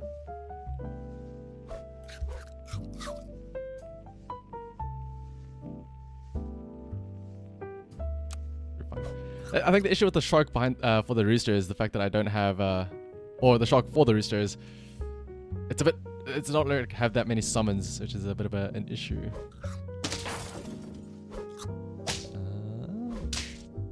Uh-oh. Go on, snipe them. Woo! Okay. The tiger and the snake are putting in work. I'll say that.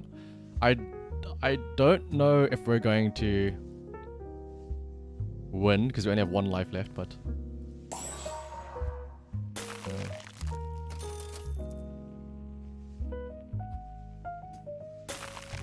let's see. I need to beef up this turtle more, as Shivalot says. Let's do this.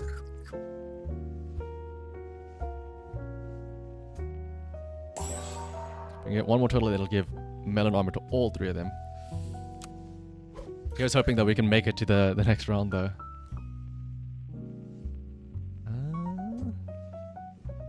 Oh! Okay, we should be fine, I think. That dog. Thankfully though. Wait, what? Oh, the dog went through the melon armor. Oh! It had so much attack that it just disregarded the melon armor from the turtle.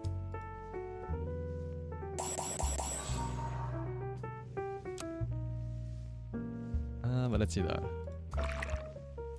It's crazy how easy it is to just get back into a game. Let's see. Ooh. Oh, I thought this could have been Rolling Stones or something. But let's go for the alliteration and go for foamy feet. Alliteration will always help us out. It actually gives a plus 50. But oh, nasty feet! Nasty feet. That could have been an option as well, Laser. I'm glad I didn't. I'm glad I did not do it though. Let's see.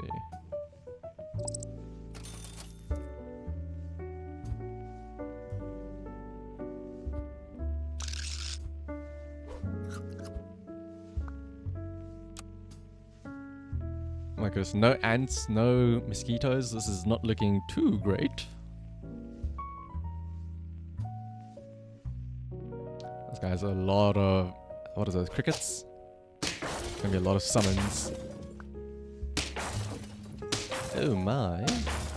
I might actually lose once more here.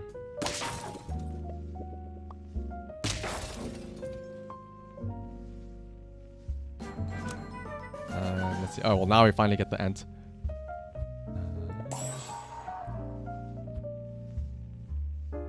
Yeah, seeing as we have 2 apples, maybe it's a good idea to start trying to buff up this fish. There we go. This fish is going to be quite big now, actually. Let's roll more. Ooh, and there's a level 2 for next round.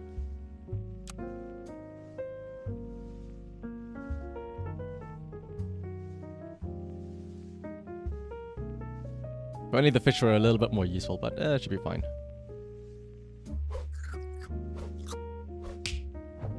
Oh, please go into the... Ah, I didn't go into the fish. Oh my goodness, that crab! Oh, well, I had the dodo behind it. Speaking of dodo, let's see.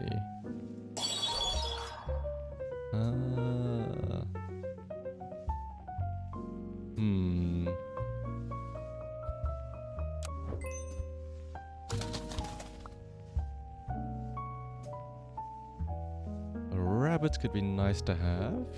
So let's do this.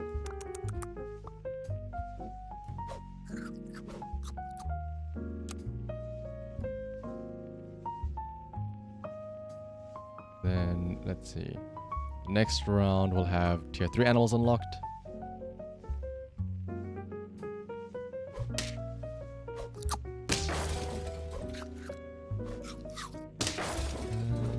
Ooh.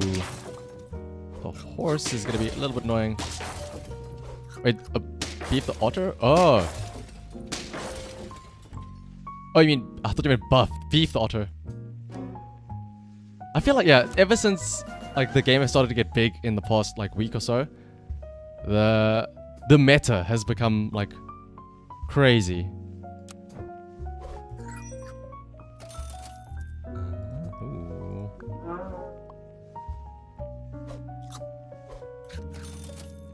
Yeah, the new strategy is 5 snake tanks.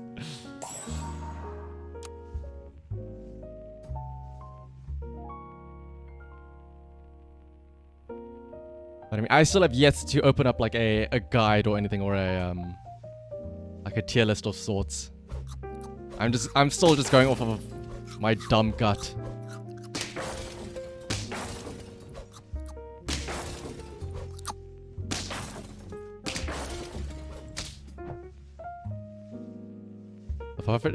If only Never was here. Never was always talking about the, what's it? The nuke build with the pufferfish.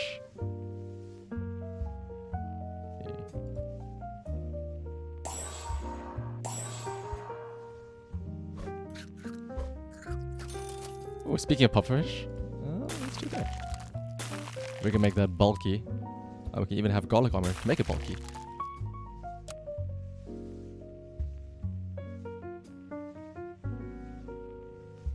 But it's very interesting that there's like such competitiveness or stuff like that for such a silly little, a fun little auto battler. I mean, I suppose, what is it? What's the League of Legends auto battler? The Teamfight Tactics has a big thing for that as well.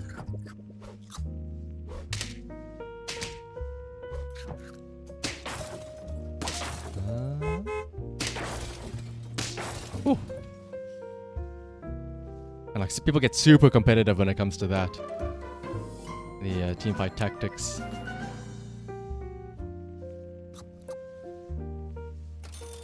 Oh my goodness. 3 pufferfish right off the bat. Let's see.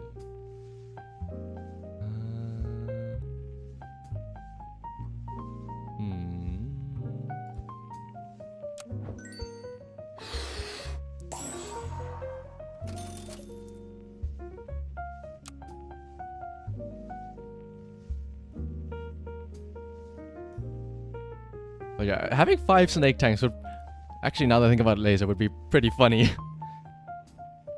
I feel like that would also be my type of team. Like if it's not about big number teams, it'd be what is it? Like nice synergy teams where one unit attacks, and even though it may not do a lot of damage, the ripple effect of it, like just stomping through everything, would be very cool to see. Like that's why I'm so fond of the tiger snake. Another. Ooh, hello, a shark. Let's think first. Let us sell. What are we gonna sell? I wanna canned food actually first. And then we can sell the rabbits. Spark.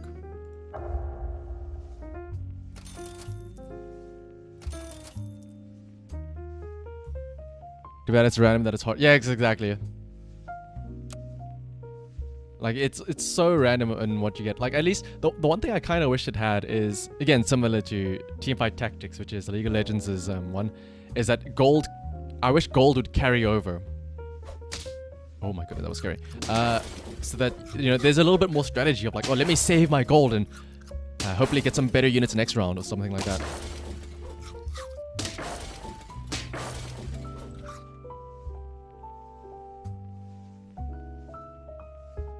But instead here, it's always guaranteed 10 things. You know what? I've never bought the dragon. Let's try the dragon out. It might be a bit crazy, but hear me out. What if?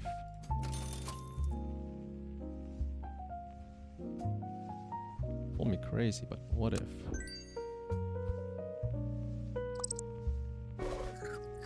Oh, what if?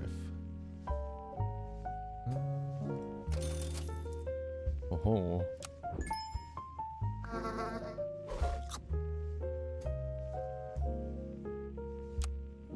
Yeah, there's some ways to make it a bit more random, others to make it less random.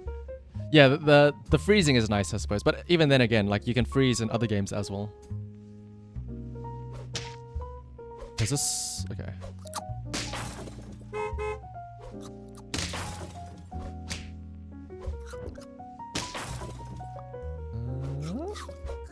Do we win this?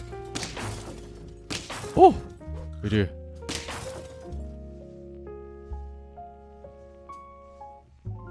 We're grasping at straws now. We only have one life left.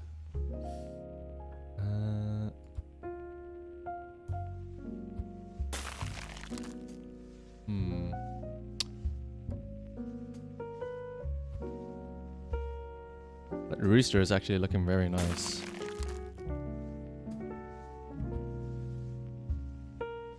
Actually.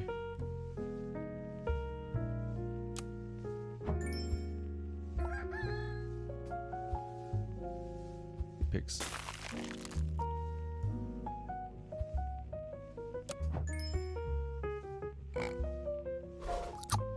And then we can refresh.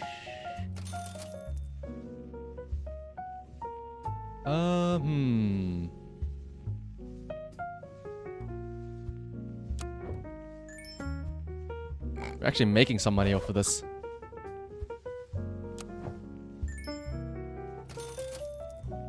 And oh wait, hang on.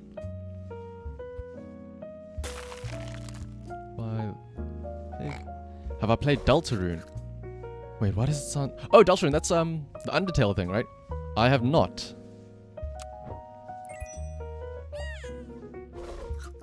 I have not played Deltarune.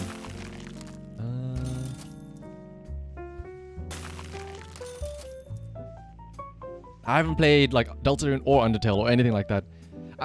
Deltarune and like the whole Undertale series is one of those things where it's sort of like I've heard about it. I forgot to put the rooster in front of the dodo. No. That was a horrible mistake. It was a horrible, horrible mistake. I think we're losing for that now.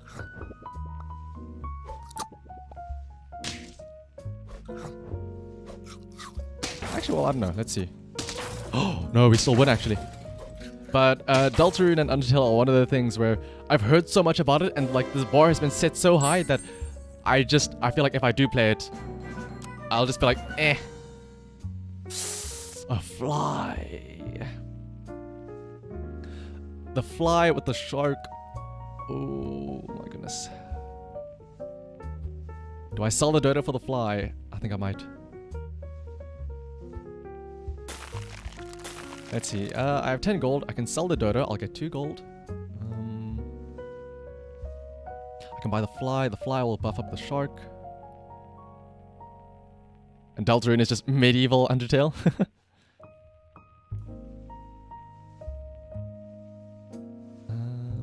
Let's sell the Dodo. Buy the fly.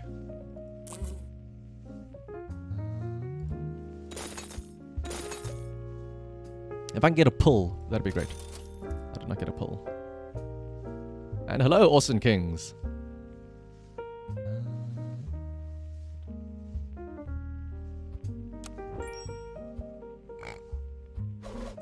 And then I can sell this again.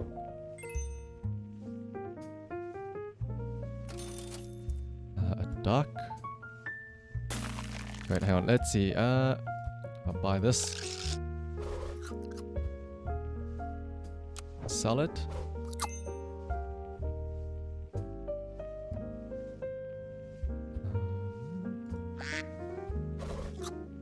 Sell and then buy mosquito. There we go. Whew. Do I own an Xbox? I technically I have an Xbox One. That's a big dog. Whew.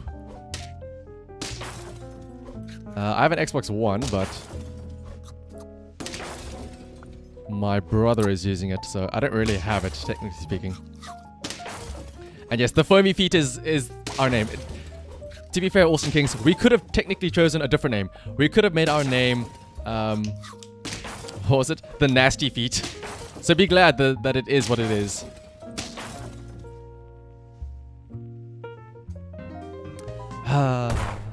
This guy also had the dragon strategy.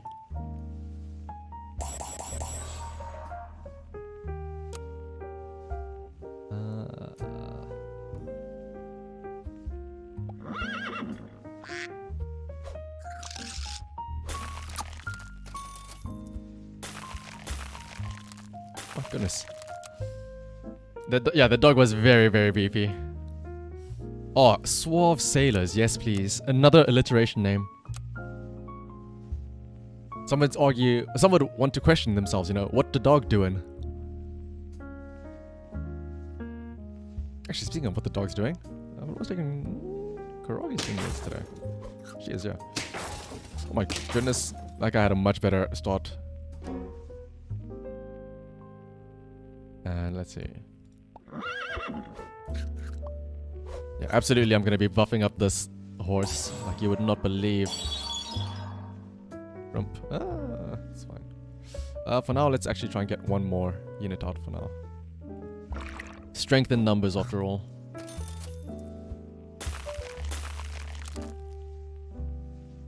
I probably shouldn't have fused them so soon. Probably should have saved like one of them open there for the extra unit. Going in with 4 units is not exactly the best idea. Oh my goodness, this guy has a whole bunch of crickets. The cricket army. Might actually lose this. Oh no, we tie. See now, if I had 1 extra unit, we would have won that.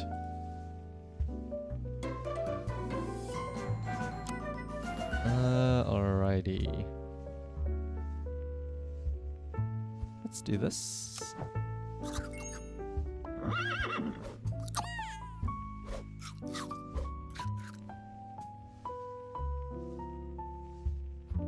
Yeah, because we can pull the ant in a second.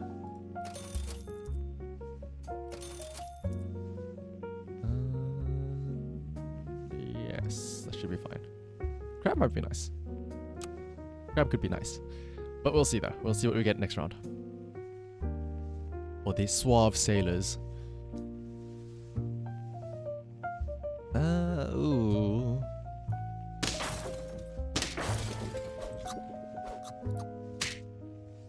I think we're absolutely losing this.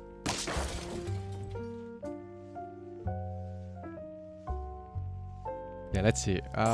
Peacock, yes please. Let's pull the ant. Hope it goes onto the peacock. Does not.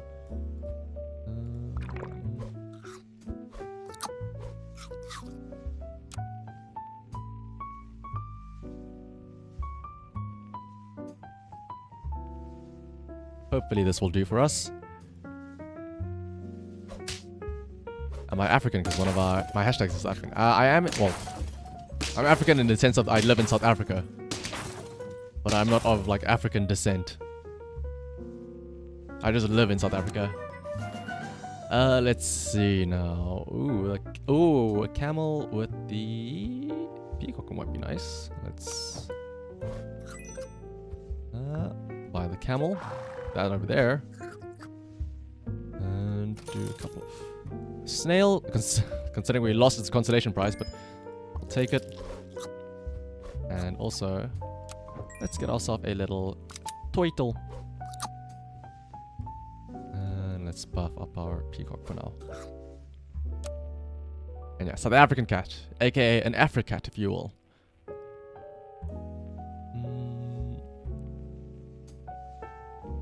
Ooh, this guy also has a peacock. Ooh. Okay,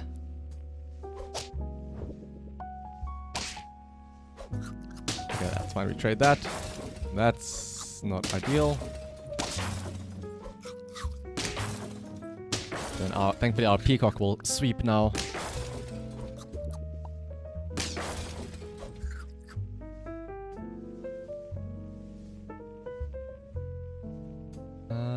Another horse, yes please. Garlic armor on the peacock, or I could put it on the camel. Let's put it on the camel. Oh, I'm stupid. The turtle gives melon armor though. Oh. And yeah, both teams have no strategy, especially my team, because I'm making dumb plays left, right, and center. Omics. Okay, we'll put garlic armor on the peacock as well here. This is going to be useless because the turtle will just give it there anyway. Actually, let me do this instead then. So I still get some usage out of it. But yeah, Omics, like I said, I have not consulted any strategy guides or things like that. So this is all just my brain being bashed up against a wall, trying whatever works best.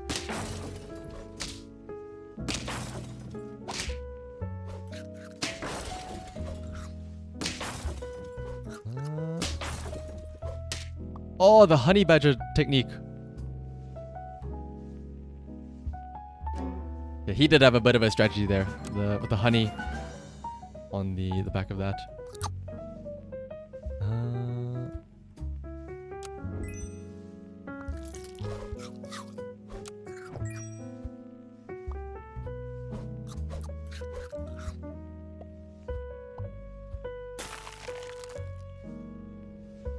And saffron cat, we in Sweden have a pastry containing saffron called a Lucia cat or a saffron cat.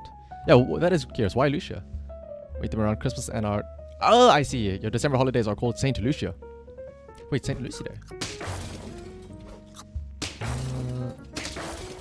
Oh yeah, absolutely. Like the fact that the horses are summoning animals, but it's just like you do whatever your hand is dealt. And thank you as well for following, Omics. That's curious. So wait, do you not have what is it? Saint Nick Day? So instead, is it Saint Lucy Day? Because isn't like Santa Claus supposed to be Saint Nicholas? Ooh. That's not that great.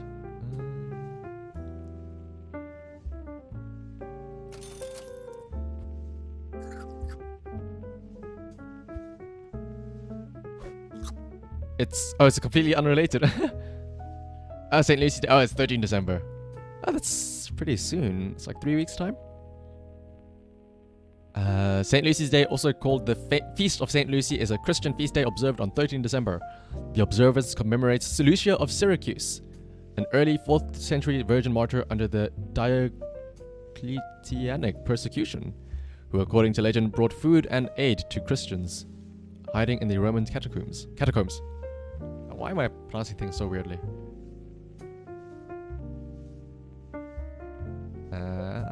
Let's see. I suppose, yeah, somebody being saint doesn't automatically make them related to Christmas, in hindsight.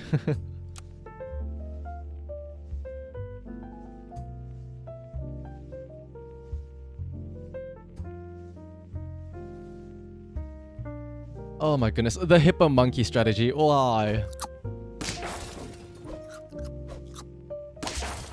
Actually, hang on. Wait.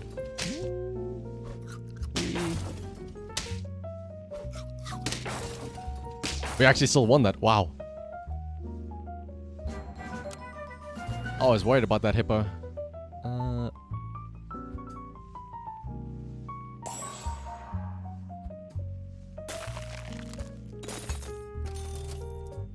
Speaking of monkeys,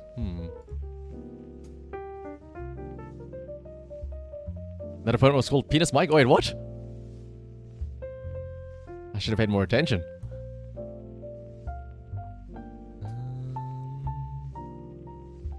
No, I'm not feeling the worm.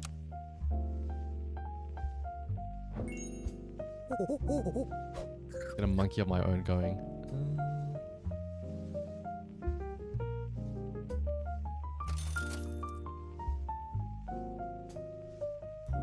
Ooh, hang on.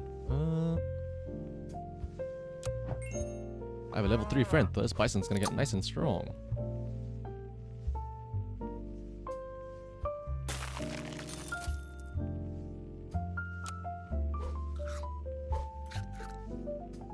Oh, the turtle is the. I need a. Oh, another hippo with a monkey.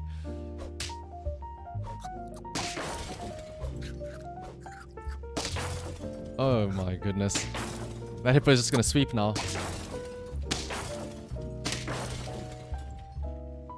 This guy's team name is The Skilled Hands. Your hands are indeed very skilled, my friend.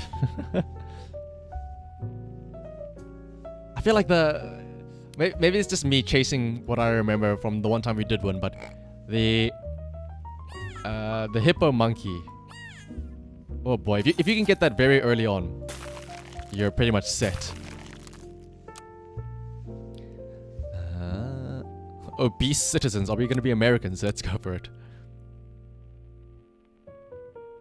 Because if you get the hippo monkey very early on, it's just so easy to steamroll everything. Because the only way somebody could match it is if they also have like a hippo monkey of their own.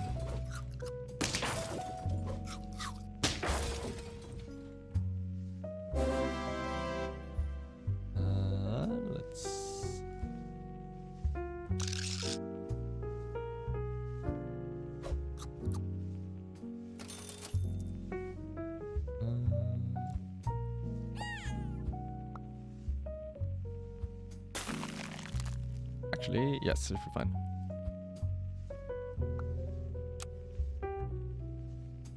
I mean, you could have just have more monkeys. That's true. That's actually a thing I should have been trying out. Oftentimes what people will do is, instead of merging 2 monkeys together to try and make it like a level 3, they'll just have 2 separate monkeys so that it automatically gives +2 or +4/+4. The only issue being, of course, that you would have to have those monkeys fill up 2 slots.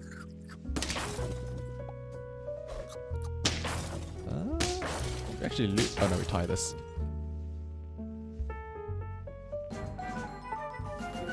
But it's true though. Like, let's say you could have 1 level 2 monkey, or you could have 3 level 1 monkeys. It's just all about if you're willing to use up that space for it.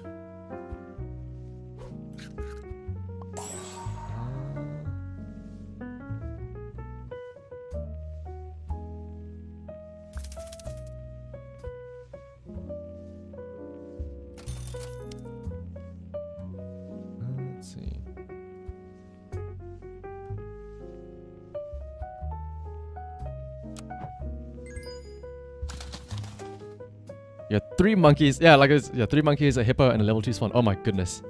That sounds like the dream team.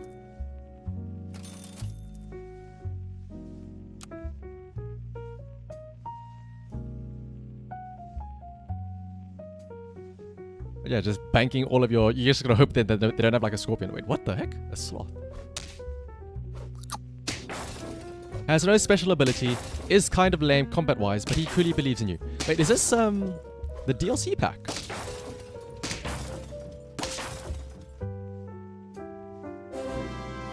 That is true, Omix.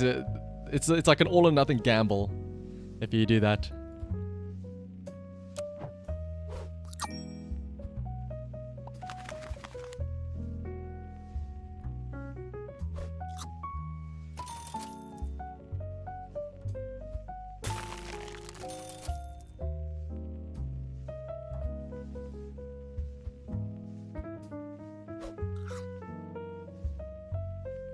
Actually, yeah, the turtle does indeed block the scorpion with the melon armor. I'm so glad that, I think it was it yesterday, I had the brilliant prediction of sniping somebody's hippo that didn't have melon armor by placing my scorpion in the perfect position.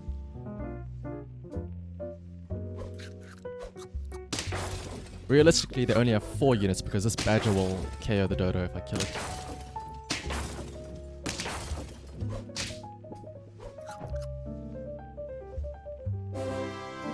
So far, so good. Can we get blessed with maybe a hippo or a monkey of our own now, though, when we combine this? We get a deer instead. Keep it for now.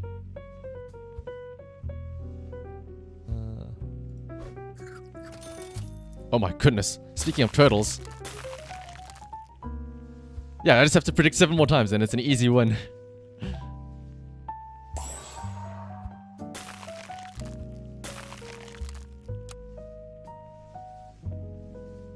I mean, we've been going well so far. I don't want to jinx us, but... Oh, he also has a very similar setup.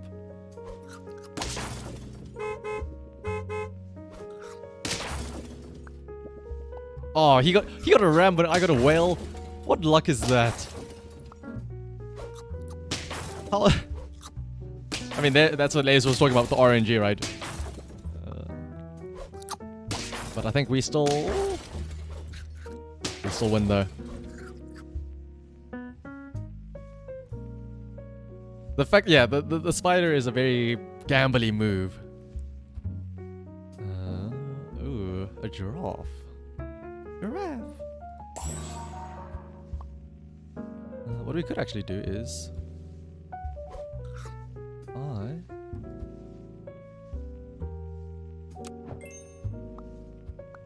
I'm betting it all on this peacock, I suppose, now. Giraffe will buff the dodo, dodo will buff the peacock. Another giraffe as well.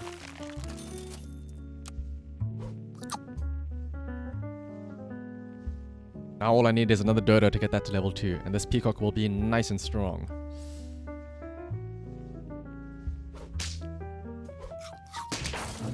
Ooh. That fish is scary. Ugh. That's only our first loss, so it's fine. Let's see.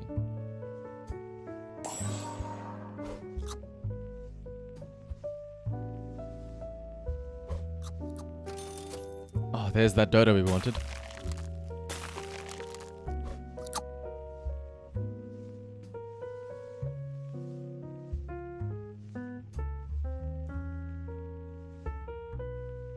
Oh my goodness, that's a big whale. And he gets the turtle as well. Oh. How did... that's another guy with the bison that has a level 3 already. We were doing so well at the start, now it's just loss after loss.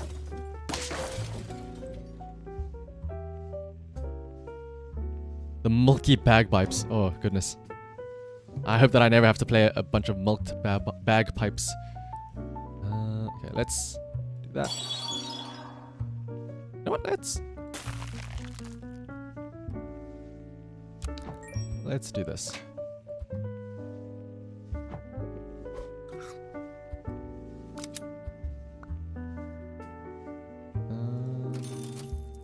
Yeah, that should be fine.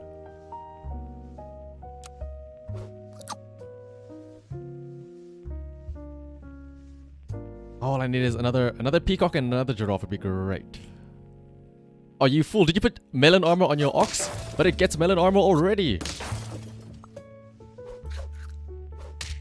Oh, the chain reaction.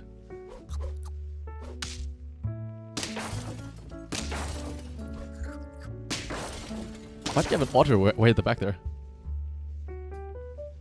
It feed into the cat tinta? Ah, you're right.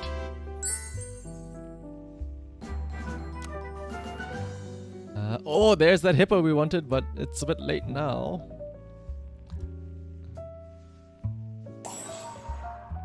I mean, I could in theory still go for it, but I'll save it just in case. Peacock. Speaking of cats.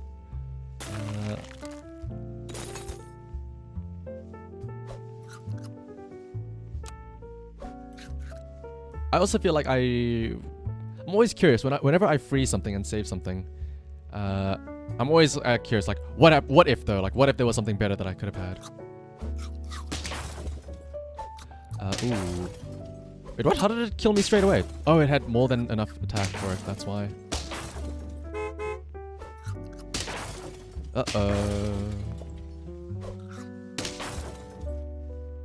So it had so much attack, it just went straight through the melon armor. The rhino.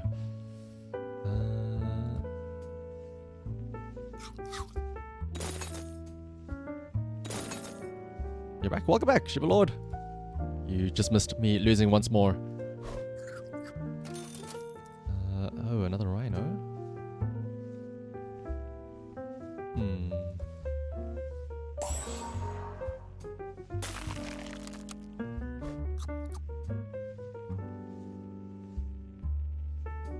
Our peacock is way too squishy. Another turtle. Turtle war. That's a big fish, my goodness.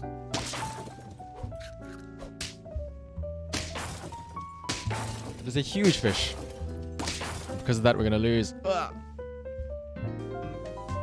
Yeah, like you said, some people do have OP dog builds, like, I mean, not really this person, but it always makes you question, what the dog doing?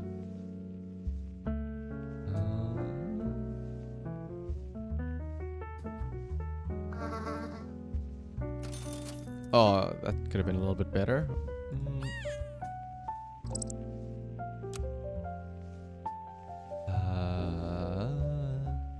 Illegal fingers. Oh my goodness. Well, I wonder what those illegal fingers are doing. That they are illegal. But instead, we shall be the silly puppies. Or the silly eyes. Let's go with silly puppies instead. Drooling over the stream.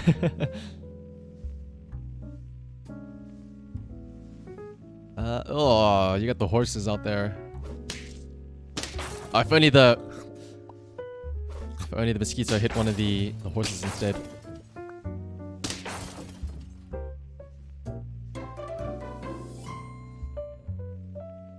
Let's see. Speaking of horses, one.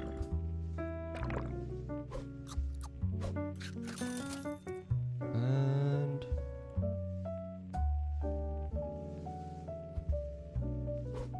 there we go. Maybe today we can get another win. It's crazy. I wonder what like the win rate is of people. Oh, if only you hit the ant. We tie. No, we win this, I think, because of the honey. Oh, honey saved us there.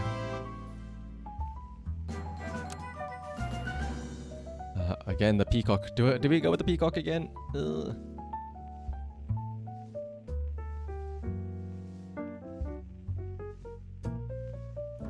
Let's see.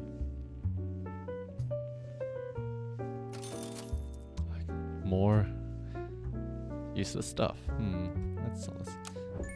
I suppose, yeah, that is true. It would be like 50%. It's crazy then that even though it's 50%, I feel like I'm not getting that many wins.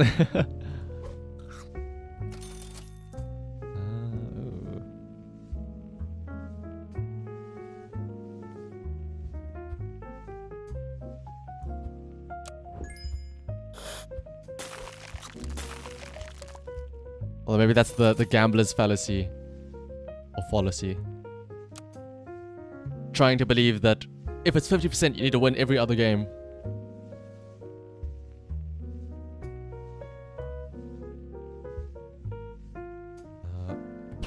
Level 2 and level 2 fish. Oh my.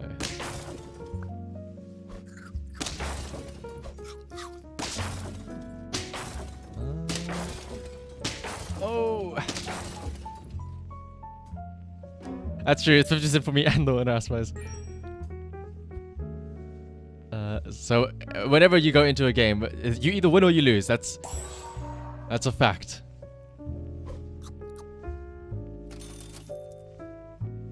No doubt about it.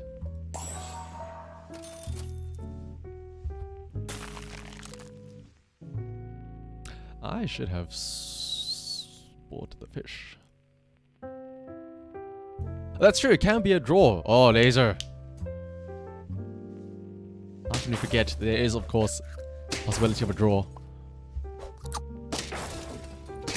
A draw, though, will not happen here. Instead, we will most definitely get a loss instead.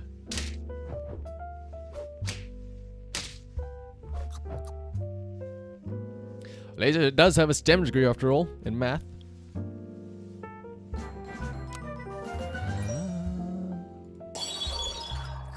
A bison. I do not have anything that is level 3, though. You have a Masters in Super Auto Pets. Laser, why aren't you playing then?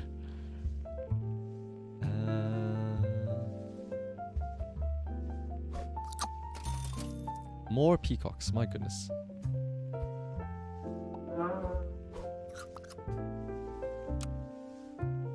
The S in STEM stands for Super Auto Pets.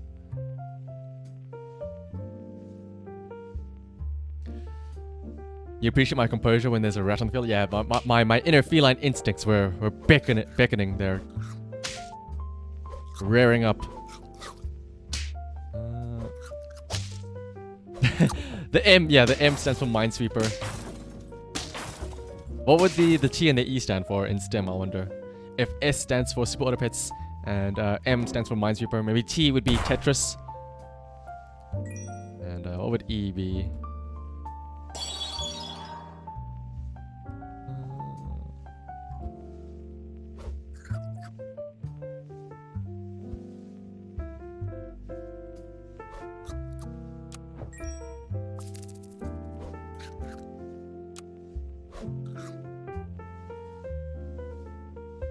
Ooh, things are not looking good here. And I'll point out as well, whenever somebody has one of these fancy backgrounds, odds are they're really good because it takes a lot of points to win these or to buy these. And this guy definitely has a strategy. Look at all those dodos. Got a single crown. How many crowns do we have in total? What can we buy anything? And this is, by the way, this is what I was talking about. What was that sloth? It's a sloth in the regular pack. Because we saw the one guy with a sloth, and I've never seen that before. So it must have been in the, like, the DLC pack. Actually, let's have a... I've never looked at these other items, or the other pack. Beetle. Eat shop food, give shop pets +1 health. Bluebird, end turn, give the left... Wait, what? Give the leftmost friend +1 attack. And that's a tier 1 animal as well.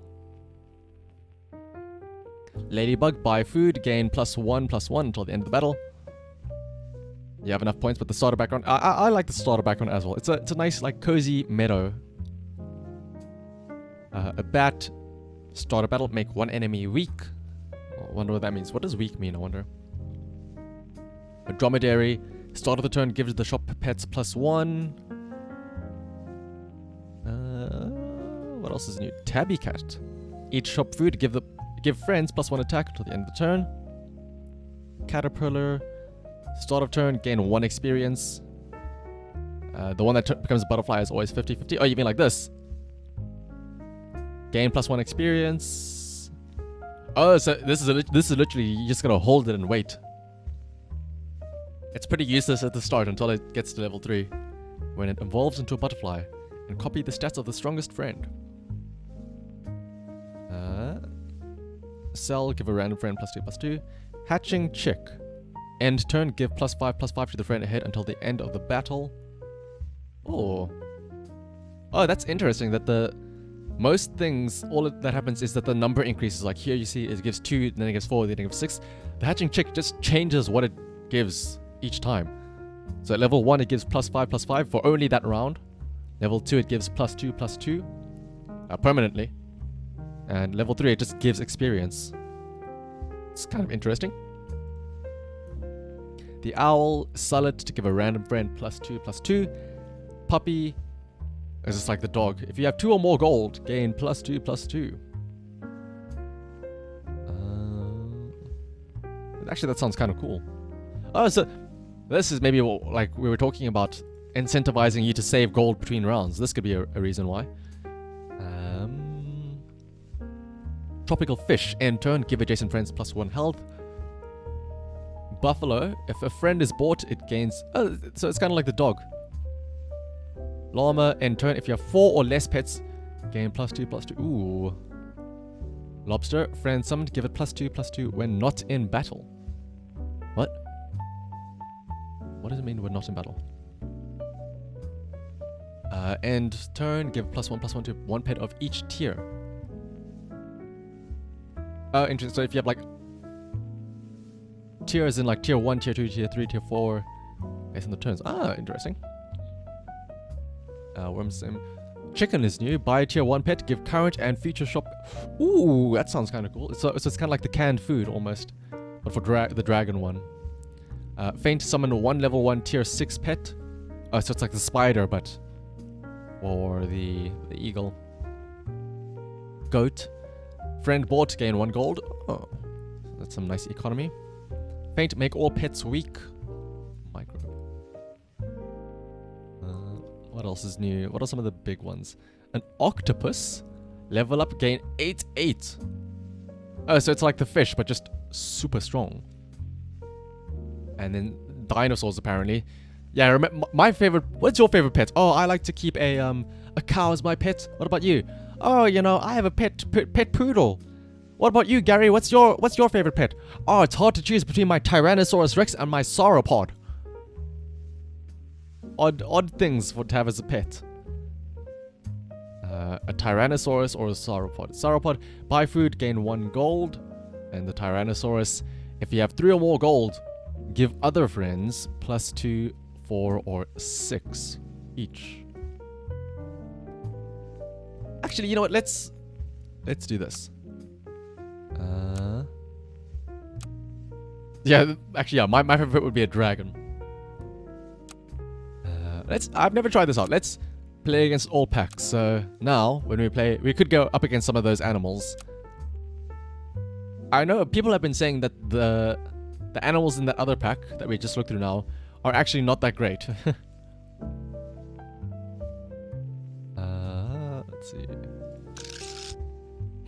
Like people call it pay to lose because those pets are actually so bad.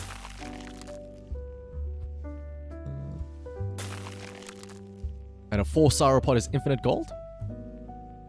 Oh, you're right, it would be infinite gold. Because you would buy... Anything would be 3 legs. Or I'm reading the words.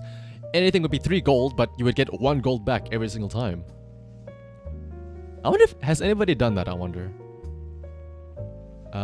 Ooh, unwashed legs. Legs, it just goes with everything. Unwashed legs, precious legs, or naughty legs. It's fun getting dusted by ladybugs. You know what? Let's go with the naughty legs. As per Shiba Lord's request. I forget what did the ladybugs do again? I'm sure if we find them, we'll see what happens. Let's see. Are we gonna see it now in the first round? No, it's a regular one.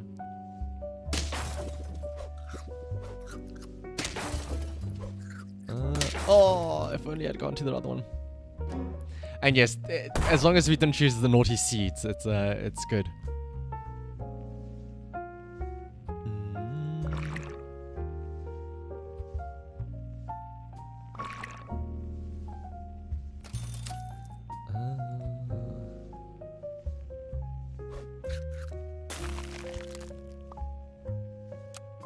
And you said it because it's sort of sussy. Oh, the naughty legs. You've seen a run where somebody used sauropods and the goat to get a full team of 50-50 leopards. Oh my goodness, and the don't the leopards, isn't it like they do 50% of the attack at the start of the round? So like they'll just nuke somebody for 25 damage. But so wait, the sauropods, it's you get gold whenever you, oh yeah, it's a combination of you get gold whenever you buy food, but also whenever you buy food you buff up something else, or you buff everything else in your team. Sounds like they have a lot cooler synergy than the regular pack animals, at least in my opinion.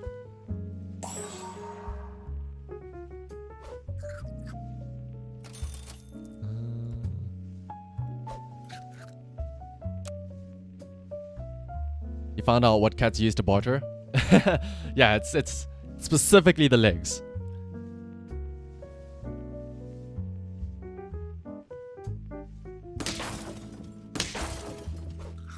Ooh, that's a big fish though.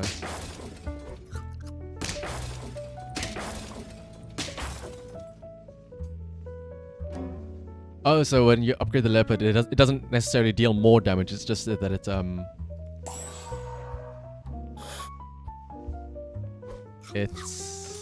it does it to more enemies instead.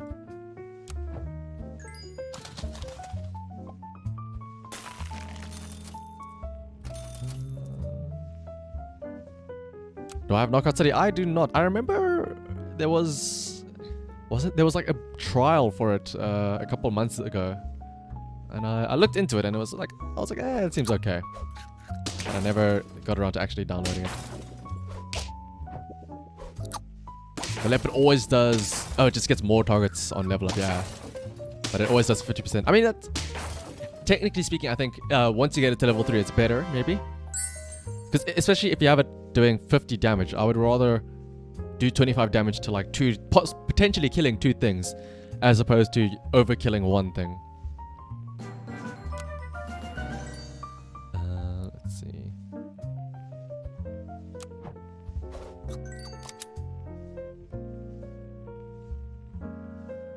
Yeah, exactly. The more targets, more total damage. So it's like it's also, like I said, you don't have to worry about overkilling accidentally.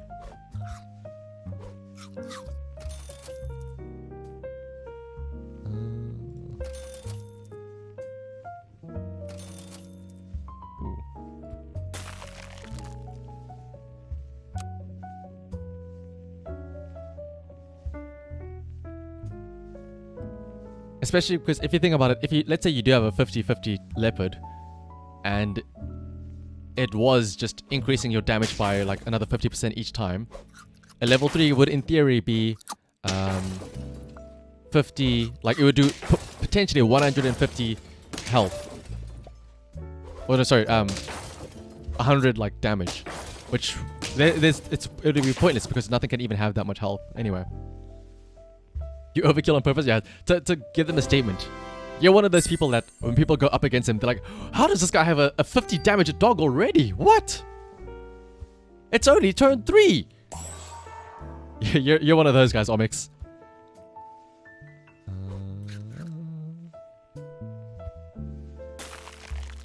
Shibalord. Oh, is the mic volume not loud enough? I guess my voice shall now be penetrating your ears even harder now with the increased mic volume. Let's see. Let's see. That should be fine. And oh, thanks to the Shivalord as well increasing the mic volume, you get to hear me complain even more as I do these squats. Today's been a good day for squats, I suppose. As this is the 3rd set I'm doing now. Ooh.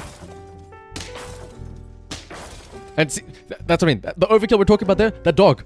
Omix, is that you? You're one of those people that have a big damaging dog so early on in the game. Overkilling everything. What? Oh my goodness, my knees were cracking there. Ooh. Hopefully they didn't hear that on the mic. You can't believe how many redemptions I have. Do I have a lot? I've got quite a few, I think. There are quite a few. There are like some ideas that I want to have in the future of other stuff, but I do think I'll have more in the future. 3, 4, 5, 6, 7, 8, 9, and 10. Woo. Oh, you've been doing them with me, Laser? It's good to know I'm not alone then. We squat together. We're both gonna get fit. One redeem at a time. And you don't play scaling? Ah, I'm glad. I'm like I said, scaling is effective, but I just don't like it. It's not as cool. Summoner all the way. See, like having nice synergy. That's what I'm about. Big number, me go win is kind of boring.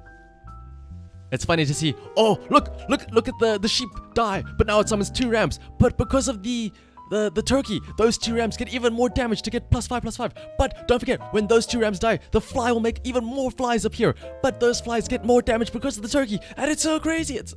It makes you feel like a genius. It makes you feel like you have a galaxy brain when you pull off combos like that. Your legs are still a little sore from doing Lycus squats yesterday. But you're still up to the task today.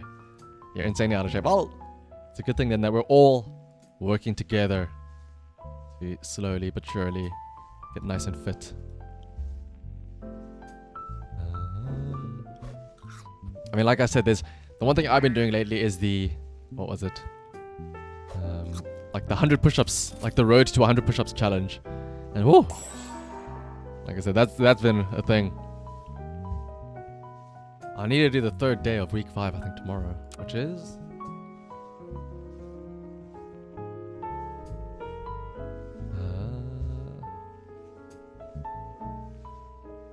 favorite right now is the Rooster level 3 with Tiger. I so desperately want to try and like pull off the Rooster Tiger combo, but I've just never gotten around to it.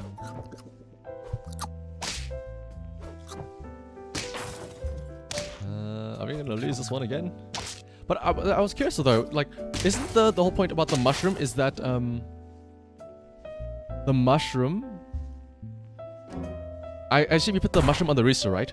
But then when the rooster dies and it comes back with the mushroom, doesn't it still only have 1/1 attack? So isn't it like super weak then? Oh, there's the monkey.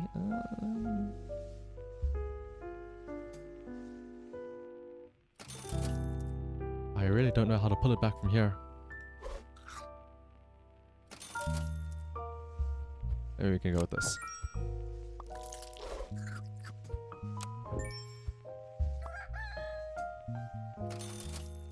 Oh.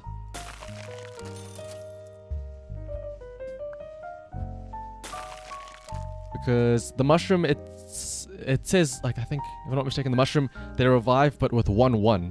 So if the rooster dies, sorry. Yeah, so the rooster will die, but it comes back as a 1/1. So it's not that great, is it? So yes, it will get to use its ability again, where it dies and it summons stuff, but... but yeah, if you have the turkey at the back, then okay, yeah. Because then you would have the rooster level 3. So when it dies, it summons a bunch of chicks, but the tiger makes it happen twice. But then the rooster comes back again, and he gets to do it all over again.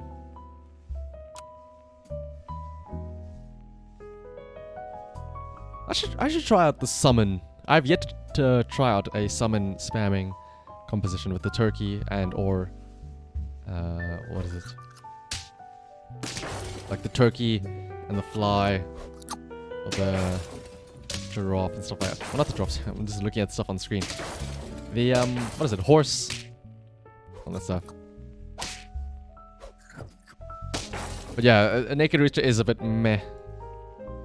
But you could say that about the game and in real life. We actually, I think about it, we didn't even go up against any of the new pack animals.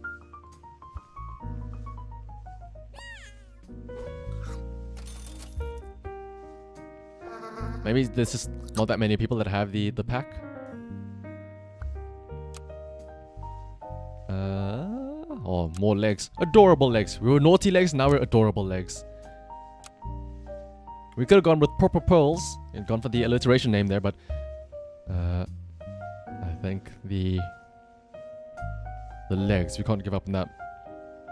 Yeah, nowhere I live, all your roosters are naked. It's true, I suppose.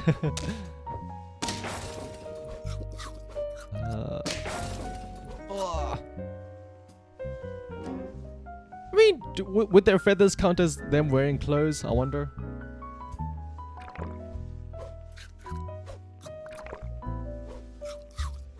I'm curious about that.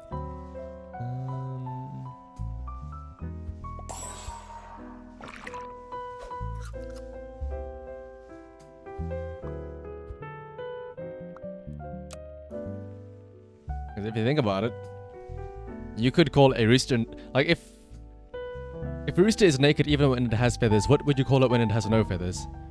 Because I would consider a naked rooster to have like no feathers.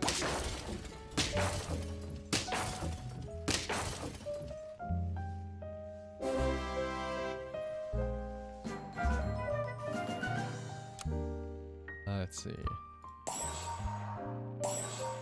Keep buffing everything up.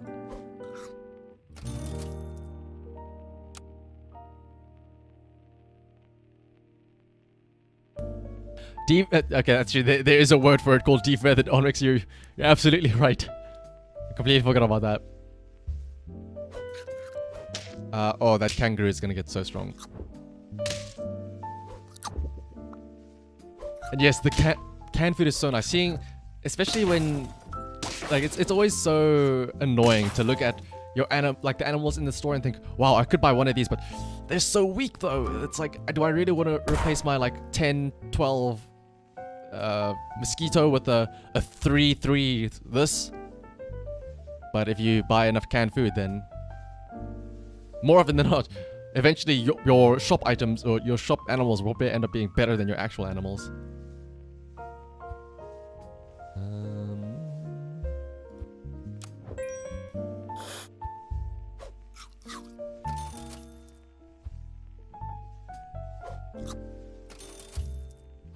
Ooh, let's freeze that.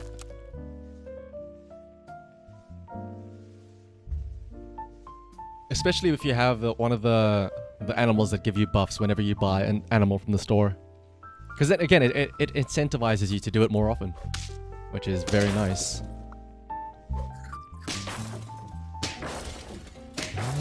Ooh.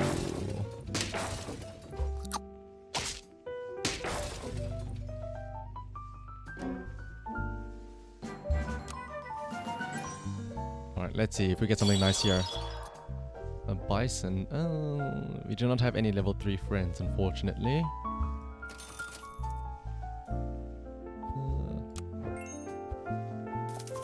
Buy some spiders though.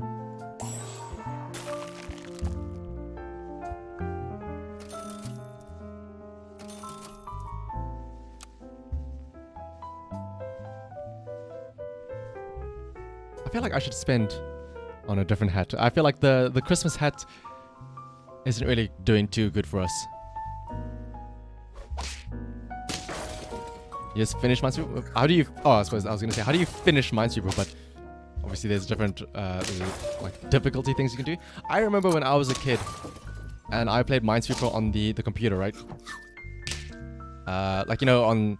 I don't think you have it anymore, but it used to be on like Windows XP and stuff like that. You had the built-in Minesweeper app. I never understood how the game worked.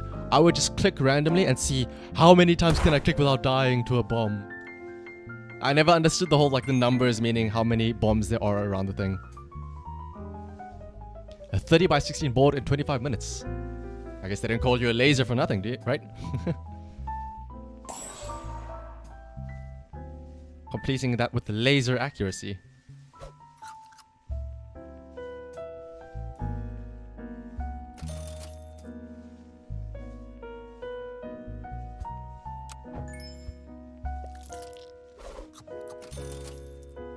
The spider. Spoder. But man, I miss the... It was when... I remember it was in primary school where... whenever we had computer class, it was my favorite because those games would have what is it? They would have the, like, it was on Windows XP. If you guys, any of you here remember Windows XP, but it would have built-in checkers, built-in the what was it? The pinball game. Oh, the pinball game was so fun to play as well. My friends and I, we would all play to see who could get the highest score. Oh.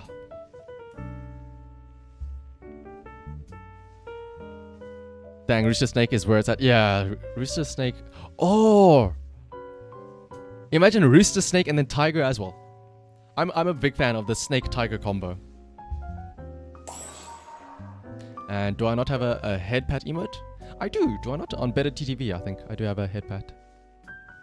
And yes, Space Cadet. That's the one. Oh, I'm glad that somebody else here remembers it. Space Cadet. Oh, and like I still remember it to this day. The fond memories of me and my friends saying, "Hey, let's both play at the same time, and then we see who can last longer." Oh. And then there was also there was checkers, which I think there was online checkers, but I remember the fact that the like we didn't actually have internet access, but all the computers were connected on a local network. So I remember what my friends and I would do, or everybody in the class would do it. So imagine 30 kids all at once. Everybody wanted to play each other in checkers. So what we would do is you would go up to your friend and say, you would turn to each other and you would face each other and you would say, "Hey, on the count of 3, we'll both click, like, look for an opponent right now." And ideally, we would try and match each other. So we'd say, "Hey, ready? 3, 2, 1, click." We'd both click the button. And sometimes you'd get put up with somebody else, some other pair of people who are also trying to time it right. But when you get into a match, you'll look at the other person and you'll say, "Oh wait, I'm red, are you black?" Like, yeah. And then you'll move one piece and then you'll look at the other person's screen to see, okay, wait, hang on, did it play the same move? And if it did, you knew you and your friend were about to have a great time playing checkers against each other. But not on Twitch. Oh, you mean like an actual channel emote of my own? I unfortunately do not. But maybe I well, I mean, when I get the animated emotes, maybe I'll add one of those in. Or actually, in fact, I do still have one more regular emote slot. So maybe another drawing stream is being called for in the future.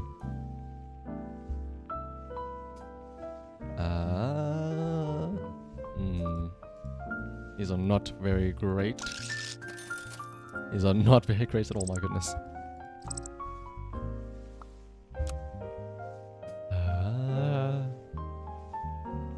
Talkative streamers. That's me.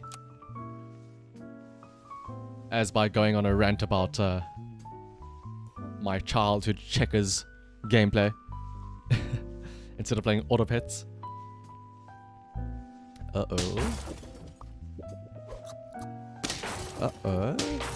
Do we lose this? We do lose this. Cat School Sounds delightful. It was fun. I really enjoyed the schools, the primary school and the high school. Again, if you're in America, it was always weird to me hearing that overseas in certain countries, they have 3 different schools. They have elementary, middle, and then high school. Here in South Africa, we don't have that. We just have 2 schools, primary and high school. Where primary school is your first 7 years, so grades 1 through 7. And then high school is from grades 8 through 12. And honestly, Omix, I do wish I could go back to being a wee little kitten. I don't have to worry about things like university work or finding a job, heaven forbid, in a couple of years' time, or making sure I can get my master's degree. The biggest concern was whether or not I would catch the cartoons. I'd make it home in time to watch Drake and Josh on TV. If only I could go back in time. And what laser do people... Wait, is there really a place that has it broken up into 4? Elementary, middle, junior high, and high school? Is it what, like every 3 years then? Like 3 years for elementary, another 3 for middle, another 3 for junior high, and then final 3 for high school. That just sounds like a way to take up a lot of space to me.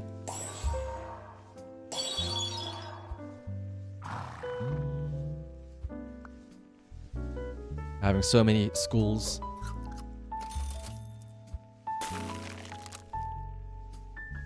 In Europe, it's the same, but specialized class separations begin at grade 4, so a lot of kids move around. I think for us, our specialized classes only begin at like grade 10, where like you can start to choose, do you want to do physics or biology or accounting and stuff like that. Otherwise, up until grade 9, you're doing all the same stuff. Yeah, you have Grundschule grades 1 through 9, ages 7 to 15, and gymnasium 3 years, ages 16 to 18. Oh.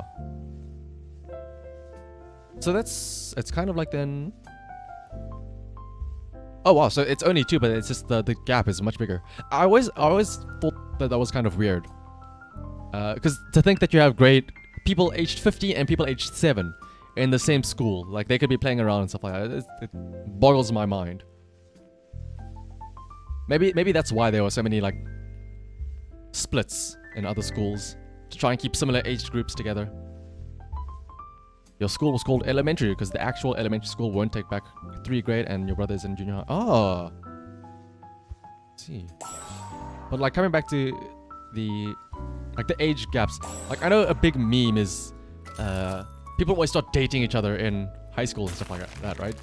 And for us, you know, there'd always be a stigma of like, imagine a grade 12 dating a grade 8. You know, somebody in the oldest possible grade dating somebody in the youngest possible grade. But it's interesting. Grade 9 sounds kind of late to start special. Oh, it's not even grade 9. It's technically in the 10th grade. So only in the final 3 years do you start specializing. Oh, makes. And I don't know. I don't know if it works well or not. Because again, it's the only thing I know. But I mean, I do kind of wish that I did start doing stuff earlier because it means I wouldn't have had to do history or geography for an extra 2 years. Actually, I think, yeah, maybe specializing soon. It's a balancing act, right? The sooner you start specializing, maybe then the more focused you can be. You don't have to worry about doing topics or modules you don't like. But maybe if you have it later, it gives kids more time to like try out other stuff and see what modules they like. Like, for example, I hated in grades 8 and 9 doing geography and history. I could not wait to specialize, so I could only do things like bio, physics, and accounting.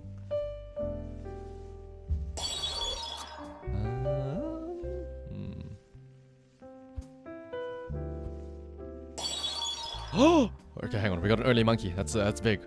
Hang on. Grundschule can be divided into 3 stages: the low stage 1 to 3, middle stage 4 to 6, and then high school or high stage 7 to 9. These correspond exactly to American elementary, middle, and high. Oh, so it is similar. Oh, and yes, Ovex, I guess I did answer your question. I absolutely learned things I didn't bother with. Like geography, like history. History was the worst thing to me as well because we learned about World War One. I think I remember at one point in time we learned about World War One, which is cool. But then we also had a period where we learned about South African history, which I don't. It's history. Why do I have to learn about history? I'm more concerned about my future, not my past. We have electives, so you can still try stuff. Ah, I see. This is the main major that you specialize. I know here the way it works is, like I said, once you get to grade 10, you have to take English, a second language, which most people take Afrikaans as their second language, life orientation, which is sort of like, I guess, life orientation, I don't know how else to put it, physical education. Then you have to take one of 2 math classes, either pure math, which is like proper math, you learn like algebra and stuff like that, or maths lit, which is, people like knock on it for being the baby math, you know, simple math sum questions. And then you can take 3 electives, I suppose is the word for it. I chose physics, so that's physics and chemistry together, combined. Physical science was the name of it. Life science, so that's biology. And accounting as my 3. I took, it was called CAT, Computer Applied Technology first, instead of accounting. But the first 2 weeks of that computer class was literally them telling them, the teacher saying, here's how the right mouse button works. It opens up a menu. If you want to open a file, you double click the left mouse button. I was like, I can't. I know how to work a computer. I'm not going to spend 3 years learning how to right click. So I switched over to accounting instead.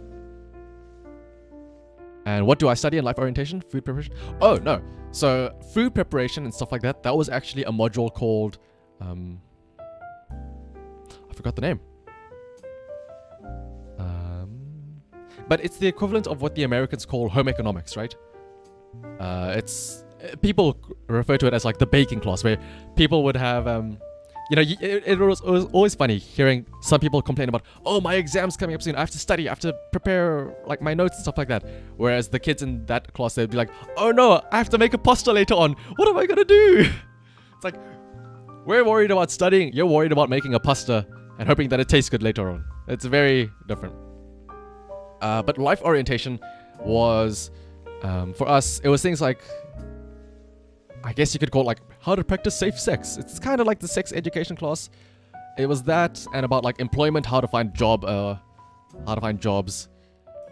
and also like maybe some like social issues, like I can't remember about to say this, but like classes on how to identify racism and stuff like that, how to not be discriminatory, all that type of stuff. But all that babbling though, I have to point out we got an early monkey, which is very, very crucial.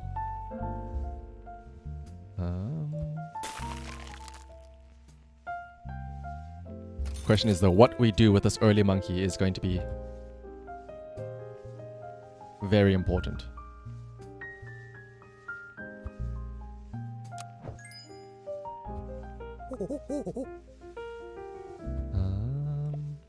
What do we buff though? What is gonna be our big buffer? Let's put it as the camel for now.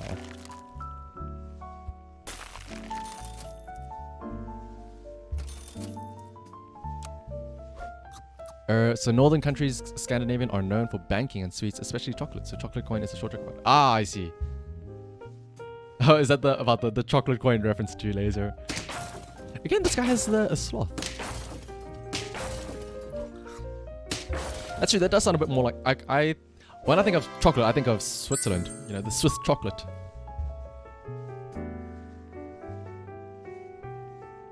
Let's see.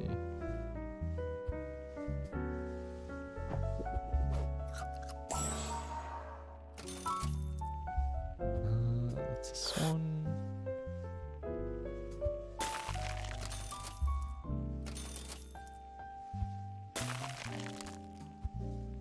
And yeah, Swiss chocolates and Swiss banks, isn't it? Like whenever people talk about like fraud and hiding money around, they always talk about like Swiss bank accounts. I don't know if that's a good thing that people always refer to your country's banks when they're talking about fraud, but kind of interesting.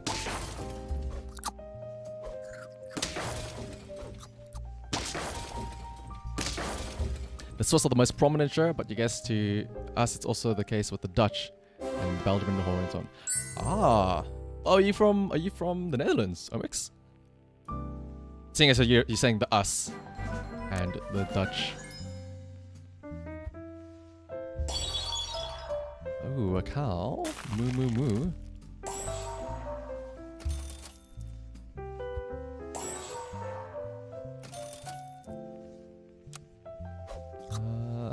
Let's see. The camel, I don't know if I'm a fan of the camel being the big one. Bulgaria. Swedish banks only really known in Scandinavia as far as you know. You don't think Sweden is known for sweets unless you know about the brand Marabou. There's also Phaser. I've not heard of either of those.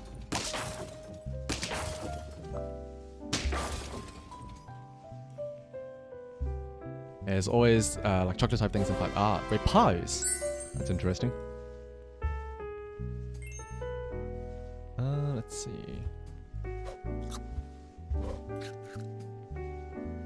You know what? Let's sell this one. Buy the cow. Wait a minute.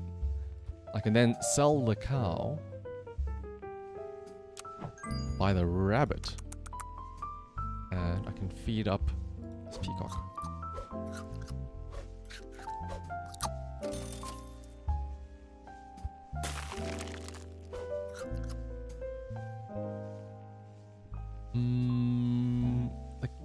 I'm torn between the camel and the peacock, but... Ooh, the hippo! Ooh! Thankfully, he doesn't have a monkey behind him as well.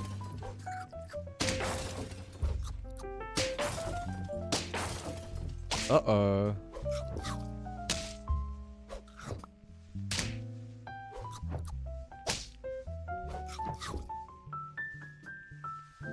If only I had a better frontliner instead of the camel.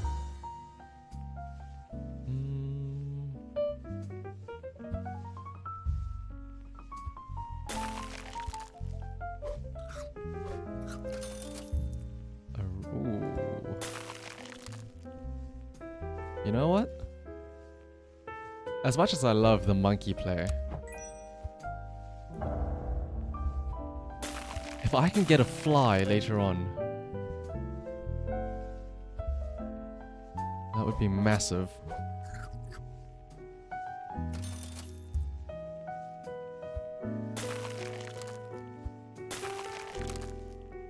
I guess I might just be lumping countries together in a way, like how the British or the UK include Scotland, Ireland, other Ireland. Oh, yeah. I'm glad that there's no Irish people here, because I know the Irish have a furious hatred for getting clumped together like that. Only if you're not from there. Ah. And once again, the hippos are just so... Here's why I like hippos.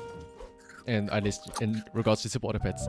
Hippos are, in my mind, the perfect, like, if you think of an MMO or something, where they have lots of damage, but they also have, like, built-in lifesteal. Having built-in lifesteal is crazy good. And I mean, like, the hippos do have gaining 4 health every single turn, right? Or effectively, they can heal more than damage they take with the +4 health. You had a difference in culture class in... Wait, what?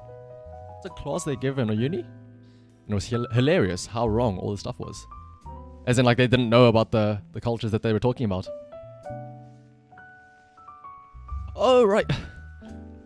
How could we forget about what Sweden is most well known for? IKEA. I'm honestly sad that we don't have an IKEA down here in South Africa. Laser, get to work. Get Sweden to bring IKEA over to South Africa. I would like to have a cheap desk of my own that I can build myself for only a fraction of the price. Ooh, abs. Proper abs. Maybe if we do enough squats and push-ups, we can get those proper abs ourselves.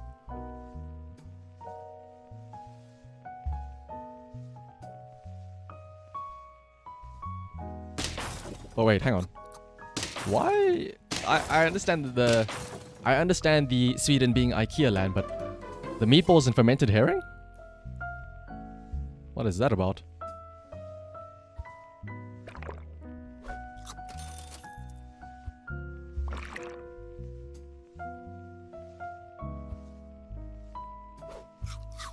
Is Sweden known for their fermented herring and stuff like that? You're gonna say the proper abs? Don't worry, Shivalord. I was on that same brain path as you. I knew. I saw proper abs and I was like, ooh. You can't not go with proper abs.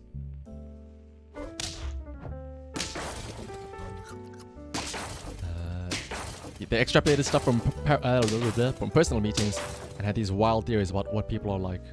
And they went, well, clearly the bit about the Dutch is right.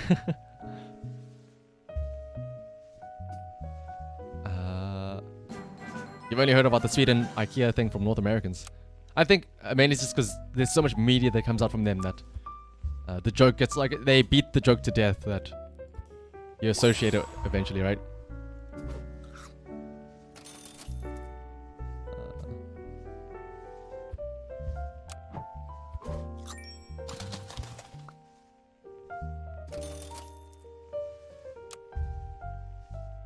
As for meatballs, Swedish meatballs is sort of a thing people think about because of the Swedish chef character? Wait a minute. Fermented herring dish. Laser, I think I might know what you're talking about. I remember. Oh, wait, we're going up against the DLC pack. And we're losing to them. It's pay to win. It's pay to win. You thought meatballs is from the IKEA only has one good thing. I think Laser, the fermented herring thing, I remember a while ago, one of my friends in uni showed me a video of like, oh, check out these two guys that are trying to eat this can of like fish, and like they open up the tin and like the smell, it hits them and like they start wanting to vomit and everything. I'm wondering if that's the same thing.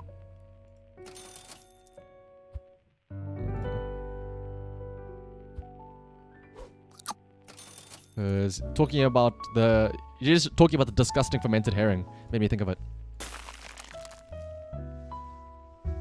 Let me actually see if I can find that video.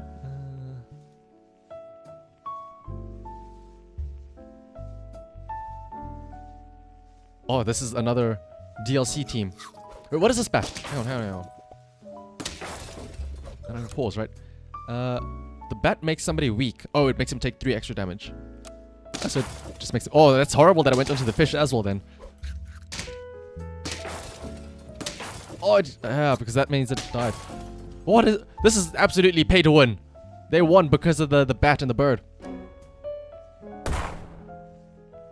There's a video of... Wait, that's a video of the Swedish guy correctly eating fermented herring? How is there a correct way to eat it? Is there an incorrect way to eat it?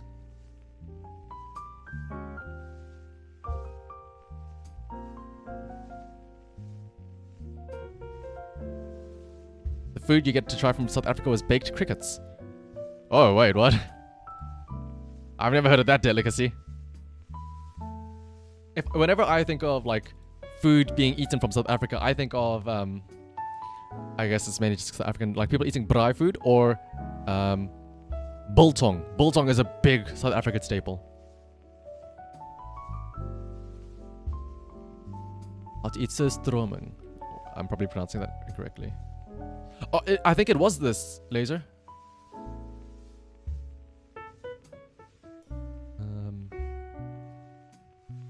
I want to see if I can find that video though of the two. Oh yes. It's a 9gag video. Oh my goodness, when last have I visited 9gag?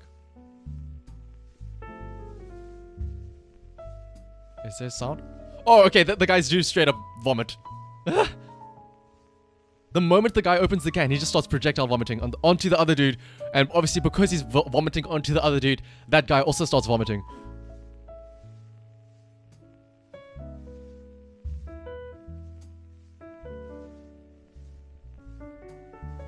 Maybe, Shivalord, maybe I should buy the DLC animals. I mean, I've been playing this game so much. I feel like it deserves the money. And who knows, maybe it'll actually help me win a game then for once.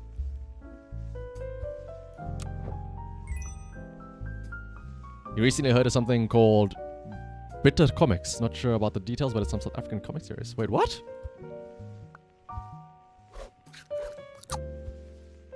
Yeah, is it any good at least? That's more important. The cricket thing is indigenous. Yeah, I was gonna say the cricket thing. It sounds like a more indigenous dish. Wait, on, let's Google that. Bitter Comics. Wait, what? Oh my goodness. This looks like an old thing. Oh, it absolutely is an old thing. You can see here. Just looking at that art style, it's definitely very old. Bitter Comics presents a dark and biting critique of the conservative Afrikaner cultural mainstream. Oh, so this is probably a very political thing. Especially if it's old, because then this would have been like around the apartheid era. So it probably would have been very politically charged. But let's see though.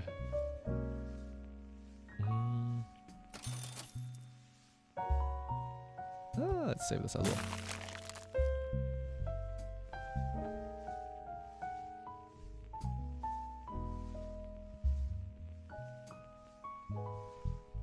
Ooh. That's one powerful crab.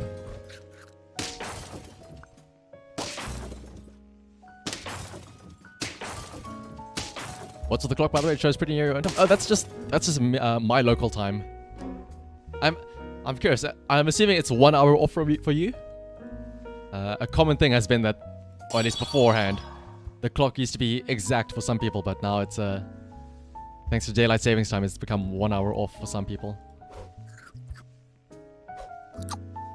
Especially considering I don't observe, or South Africa doesn't observe daylight savings time, so we don't adjust with it.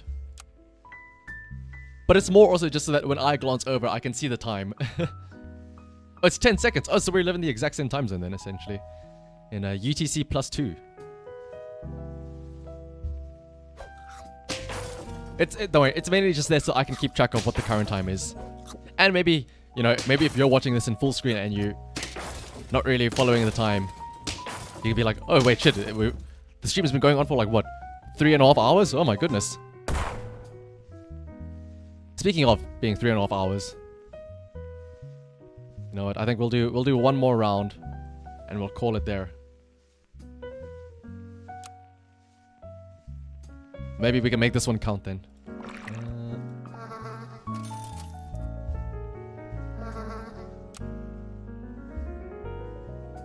Let's see. Ooh. Creamy pants. Yes, please. Yeah, like I know Laser was one of the people I was thinking of when I said that we used to be synced up, but because I don't observe daylight savings time, whereas almost everybody else, or a good portion of people in the world do, it became unsynced, or desynced rather, is the better word for it.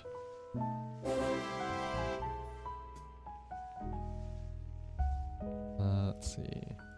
And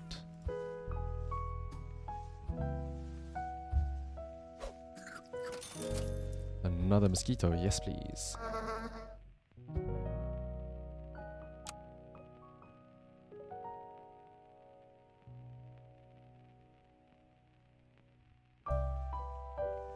I think this team is looking pretty... Oh, never mind. Let's see. Oh, okay, we sniped the ant with the mosquitoes, that's nice. Oh no, but we tie at least, thanks to the honey.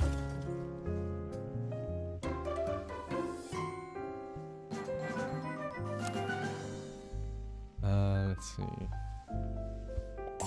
Do this.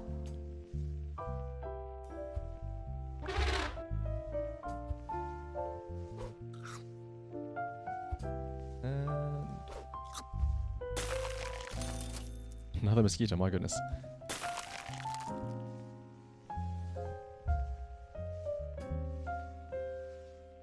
The majestic bee. The bee indeed did clutch it for us. Ooh. This could be a bit scary.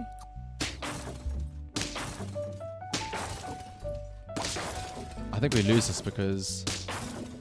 Yes, we do indeed lose this.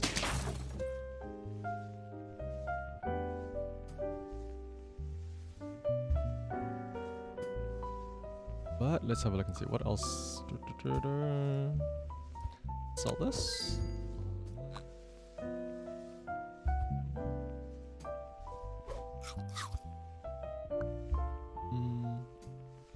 I mean, I only buy the fish for that. I mean, maybe it's my inner animal instincts that are being unleashed. Whenever I see a fish, it just activates something within me, thinking, ooh.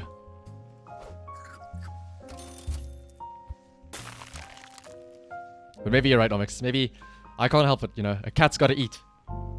It's actually why I think this is gonna be the last one as well, because I'm getting a little bit hungry.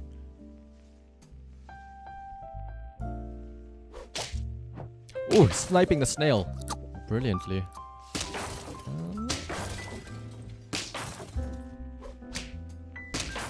Do we... Oh, a horse. How's that 6 damage? I feel like there's absolutely some sort of like meta or strategy to go on with the game that I have been neglecting sorely.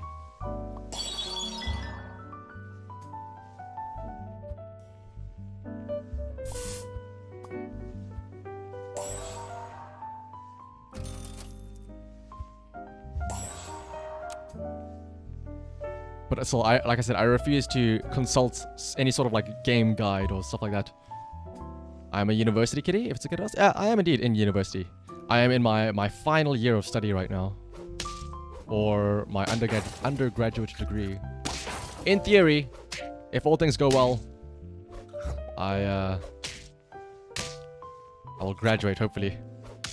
And then starting next year, I will ideally be accepted into a master's course. And strategies get rid of the mosquito by round 3. I think... Wait, do I still have mosquito? Yeah, I should get rid of it now. I mean, 2 damage is nothing right now.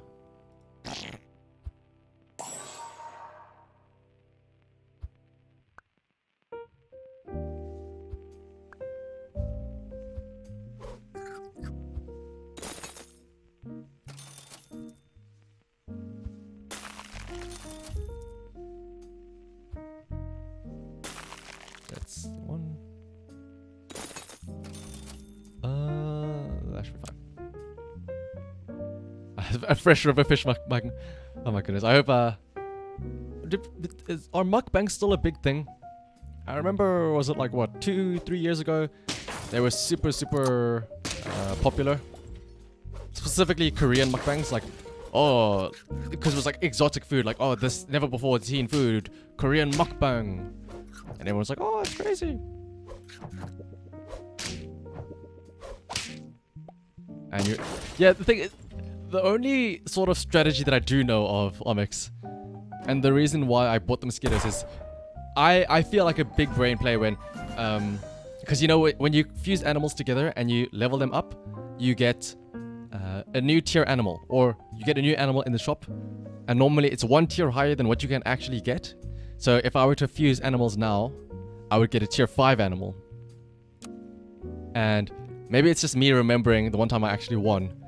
It's because of, I got lucky when I fused a bunch of animals, and I got like a hippo and a monkey very early on, like as soon as possible, on turn 5 already. And so maybe it's just me being reminiscent of that.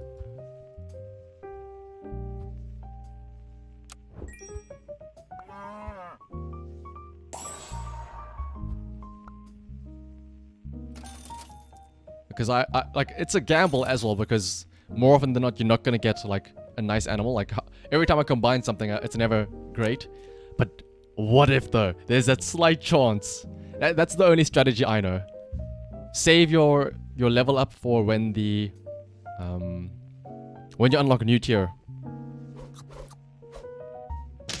They aren't fad anymore, but it's always been popular to see, yeah, cute girls do stuff. I mean, cute girls doing anything, I suppose that you'll be successful. Or yeah, a handsome guy. But I think cute girl doing cute stuff is most likely your best bet for stuff.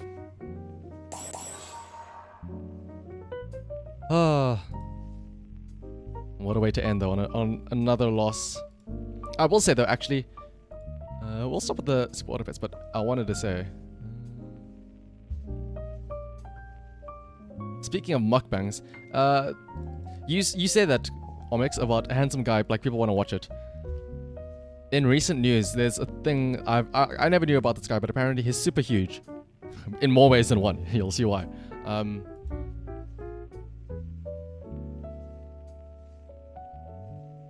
A cute cat is pretty good too. I'm glad that you think so, Omix. You know, it's tough being out here, you know, being a cute cat compared to all these cute girls around here with their big booba. And yet here I am, trying to make a living as a simple cat. But on the topic of mukbangs and quote-unquote handsome guys, the guy's gotten quite popular, or I won't say popular, but he's been newsworthy as of late because of just how crazy his stuff is. His name is Nikocado Avocado. The guy is seriously like overweight. He's incredibly like there's no way I can there's no other way I can put it. Just look at these thumbnails. He eats almost all of this food. He does a mukbang where he eats a crazy amount of food, to a point where he's claimed that he has given himself, like, he's crushed his own ribs under his own like weight. But people watch it. People watch it. 1 month ago, 3.4 million views. This dude. Cute cats are a direct counter to cute girls. I'm glad, Laser. Maybe that's why some of the most popular people out there are cute cat girls. You take the best of both worlds. You take cute girls, cute cats, put them together. What do you get? A cute cat girl. Views are gonna be flying off the shelf. You think it was super famous for a long time, but now it's drama rather than cute tubby guy. Yeah. Because I think everybody wants to see this guy like fail. I say fail, but like he's been like baiting the fact that like, oh, you guys are doing this to me. I'm eating all this food for you. But apparently, this guy actually used to be like fit beforehand. Let me see if I can find it. I was actually annoyed that I found out about this guy. Like it honestly disgusted me when I heard about what this guy is. I remember somebody first told me about this. Like somebody said, "Oh, you don't know about Nikado Avocado?" I'm like, "What? No, who is that?" And then I looked him up and I'm like, "Oh my goodness, why did you tell me about this? Why?" I would have preferred to not know about this knowledge.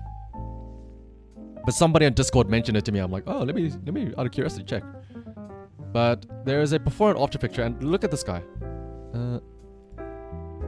This guy, he looked okay. He looked normal.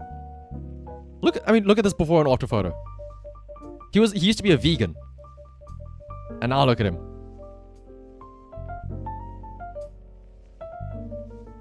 Oh my goodness. That's enough of that though. It honestly disgusts me seeing it. Let's go back to the other tab I had open, which was St. Lucy's Day. He was normal, never seen him be anything under slightly chubby. Oh my goodness. I think he's gotten into drama now, or not drama, but he's gotten into the limelight now because of how extreme it's gotten. Maybe it's his ego that like maybe it's the issue of now that he's like gotten so much fame and fortune from doing these big mukbangs where he just constantly eats. He can't not do it, if you know what I mean. Because you would have, what is it? I know people complain about they pigeonhole themselves. Like for example, let's say you are a Fortnite streamer, aka Ninja. Once you start playing stuff like that, you become famous for playing Fortnite. The moment you try and play anything else, you know, it doesn't do as well. It's like, I guess I'm nothing more than the Fortnite streamer. Maybe that avocado guy is known as the fat mukbang guy. Maybe he literally cannot transition away from it because that's what he's been known for. And it's such a cute saint name, Lucy. Lucy's a nice name. Lucy's a very nice name, I think. Oh, it's not really. Is it only celebrated in these few countries? Oh, let's have a look. Let's see. How is Laser gonna celebrate Swedish St. Lucy Day or Lucy Day? The Swedish lyrics to the Neapolitan song Santa Lucia have traditionally been either "The Night Steps Heavily" or "Santa Lucia, St. Lucy, Bright Mirage." There is also a modern version with simpler lyrics for children. Outside, it's dark and cold. Maybe. Oh, is Laser? Are you in here? This is apparently a what? Lucia procession at a meeting in the Swedish Parliament. The so-called Star Boys follow Lucia in the procession. Oh, Laser, where are you? Which one are you? Fess up.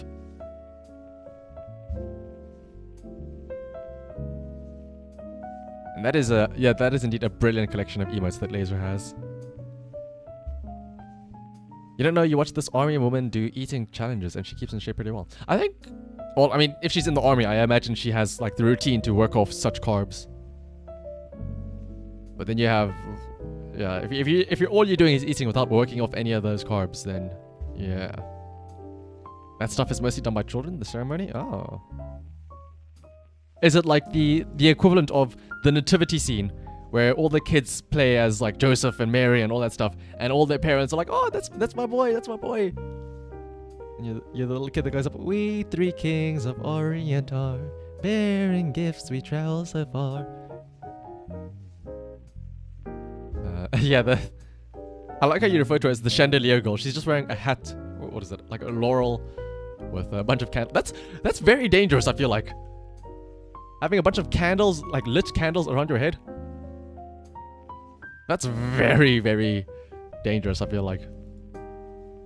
But I remember when I was growing up, I also had to be like part of a few nativity scenes where I had to act as like one of the three people that bring like gifts and stuff like that. Oh, okay, they're fake candles. Okay. Ooh. I would hope that they're electronic candles. But I remember though, as I got older, I sort of got over my acting of being Joseph or Mary. I wasn't Mary, or one of the three kings and stuff like that. And instead, I started being glad that I could transition over to being, what was it? The narrator. I would start narrating the scenes and stuff like that. I'd be the guy that goes around saying, "Ah, yes, and so the three kings came delivering their gifts," and so on and so forth.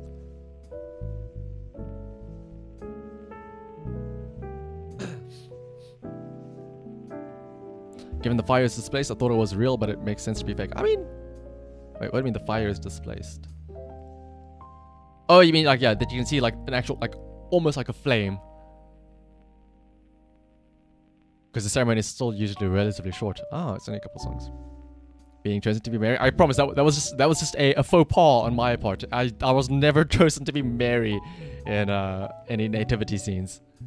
It was either one of the three kings or eventually when I got older, one of the narrator of the scenes. But yeah, like the flame movement, unless maybe like the bulb in the electronic candle is shaped like that. Like you can see in the back left there, it looks like the flame is moving, it's like going along with their swaying. Because if they're walking from this side into the center, the flame will linger behind them. So these probably are real.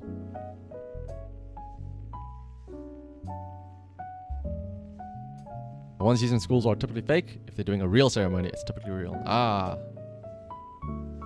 But yeah, like, we've used our detective skills here to determine that these are indeed real candles. That's true though, I suppose. Yeah, all the plays used to be done by men, right? Way back when.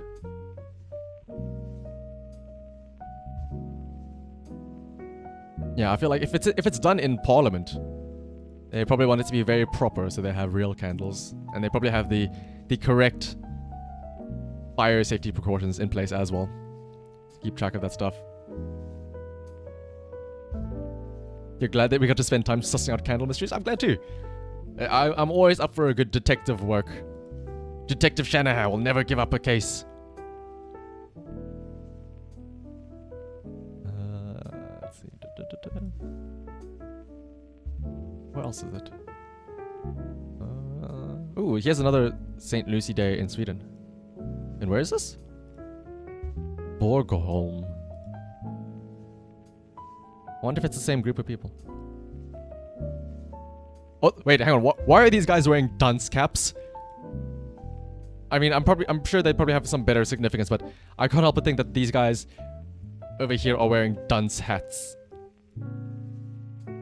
These two dudes over here. And yes, thank you, Laser, for being Swedish and allowing us to laugh at, or not laugh, but dive deep into your culture.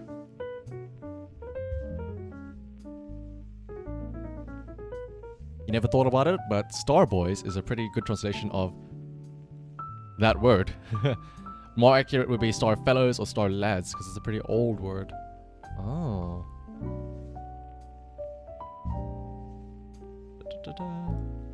Oh, I suppose, yes, these are the Star Boys. Ah, I see now. The stars are in the hats. And alright, yeah, I guess the guys in the previous picture also had the dunce hats. Or the star hats, I suppose, is the better term for it.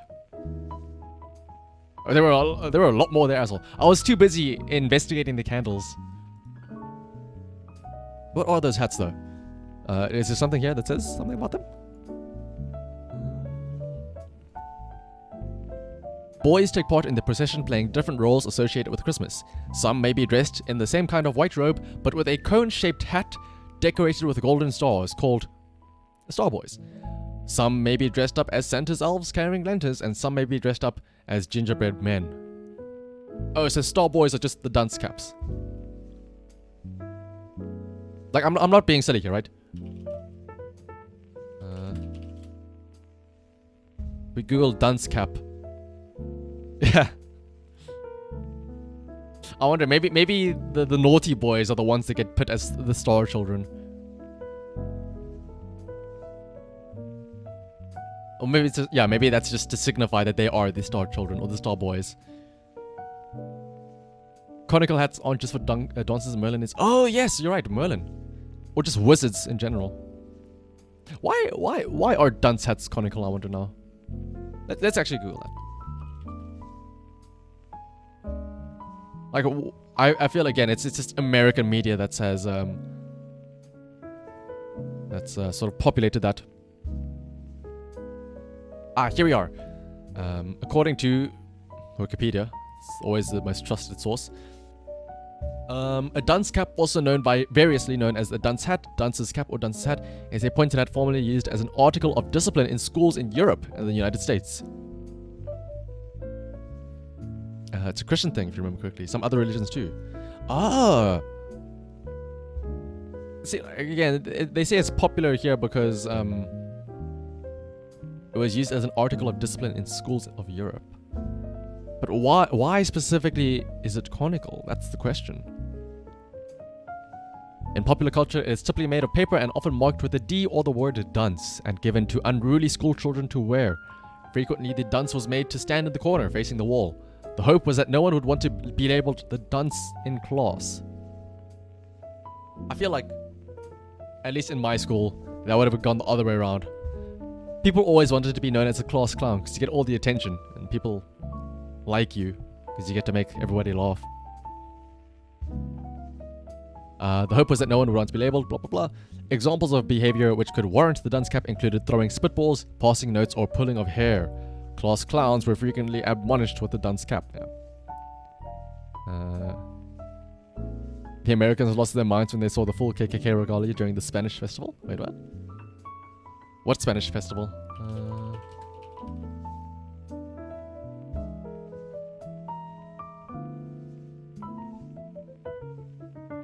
Is there a specific Spanish festival I should be looking for?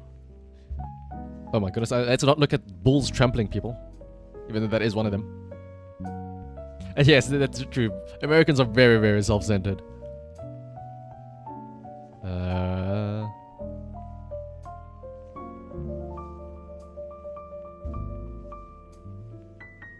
They think the world revolves around them.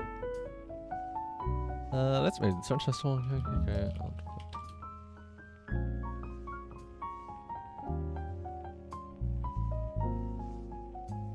Is this what you might be referring to, Omix? Let's see.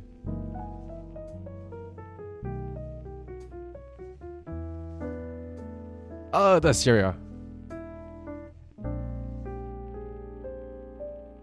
I mean, they're not even... They're different colors as well.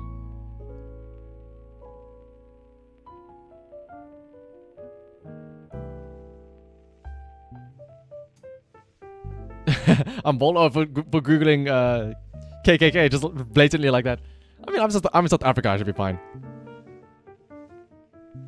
But I think maybe you're right, Omix. Maybe I should be a bit more wary. So instead, let's rather end it off here, I think. I will say that thank you all for showing up to today's stream. Whether it be for the little bit of chess we had at the beginning there, or for the indulging in my addiction of super auto pets. Let's have a look and see. Again, thank you all for showing up. If you would like to come by another stream, I will say that tomorrow we have the classic racing stream. That is going to be tomorrow at 6 p.m. the regular time. If you don't know what that is, it is of course going to be the stream where we have bets on marbles, and depending on who you bet on, you can earn points, and the more points you earn, the better, because if you get the most points at the end of that stream, you will be gifted a gift sub to whoever you want. So if you feel like luck is on your side tomorrow, and you want to see if you can win a gift sub to anybody you want, feel free to swing on by tomorrow. The timer made it really stressful. Oh, for the chess, yes, it did. But I feel like it helps get the brain working, right? So yes, if you're up though for some marble racing tomorrow, you know where to be. You bet Laser wins. He's supposed to, well, I mean, Laser did win the previous race, actually, now that I think about it. Laser did win last week. Can Laser bring it up again for a second time? We'll have to wait and see tomorrow. But for now, though, we have to find somebody to raid.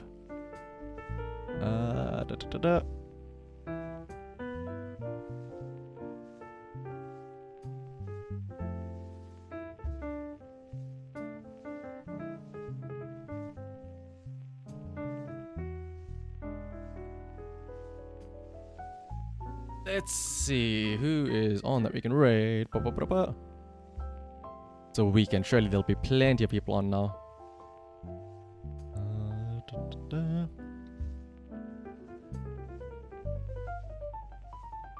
Yeah, that's true. Laser didn't win. It was a little time. Laser's Horsey that one.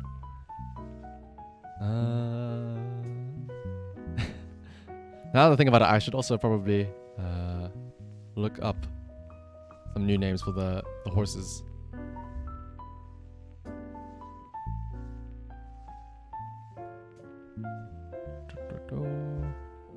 No, Lazy Susan. Oh, Lazy Susan is indeed streaming. I feel like wait, hang on. Who is playing? Also someone called Fifi Channel, but he can be pretty FI. I know who we can raid. From one South African cat to another South African cat. Her name is Nicorine. She's currently doing art right now. What is she drawing? Let me quickly have a look-see. She's drawing... Oh wow, she's doing a... Oh, she's not really drawing, but she's doing some Photoshop stuff. So let's go ahead and raid Nicorine. She is a South African cyber cat. Once again though, thank you all for showing up to today's stream.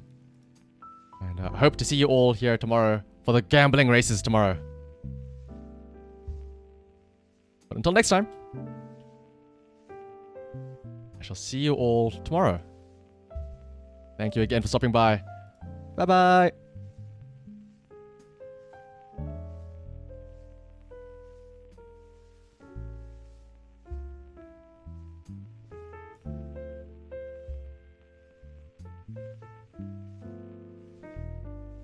Yes, please don't do your grocery shopping just then. And of course, the raid message will be Shanna hello.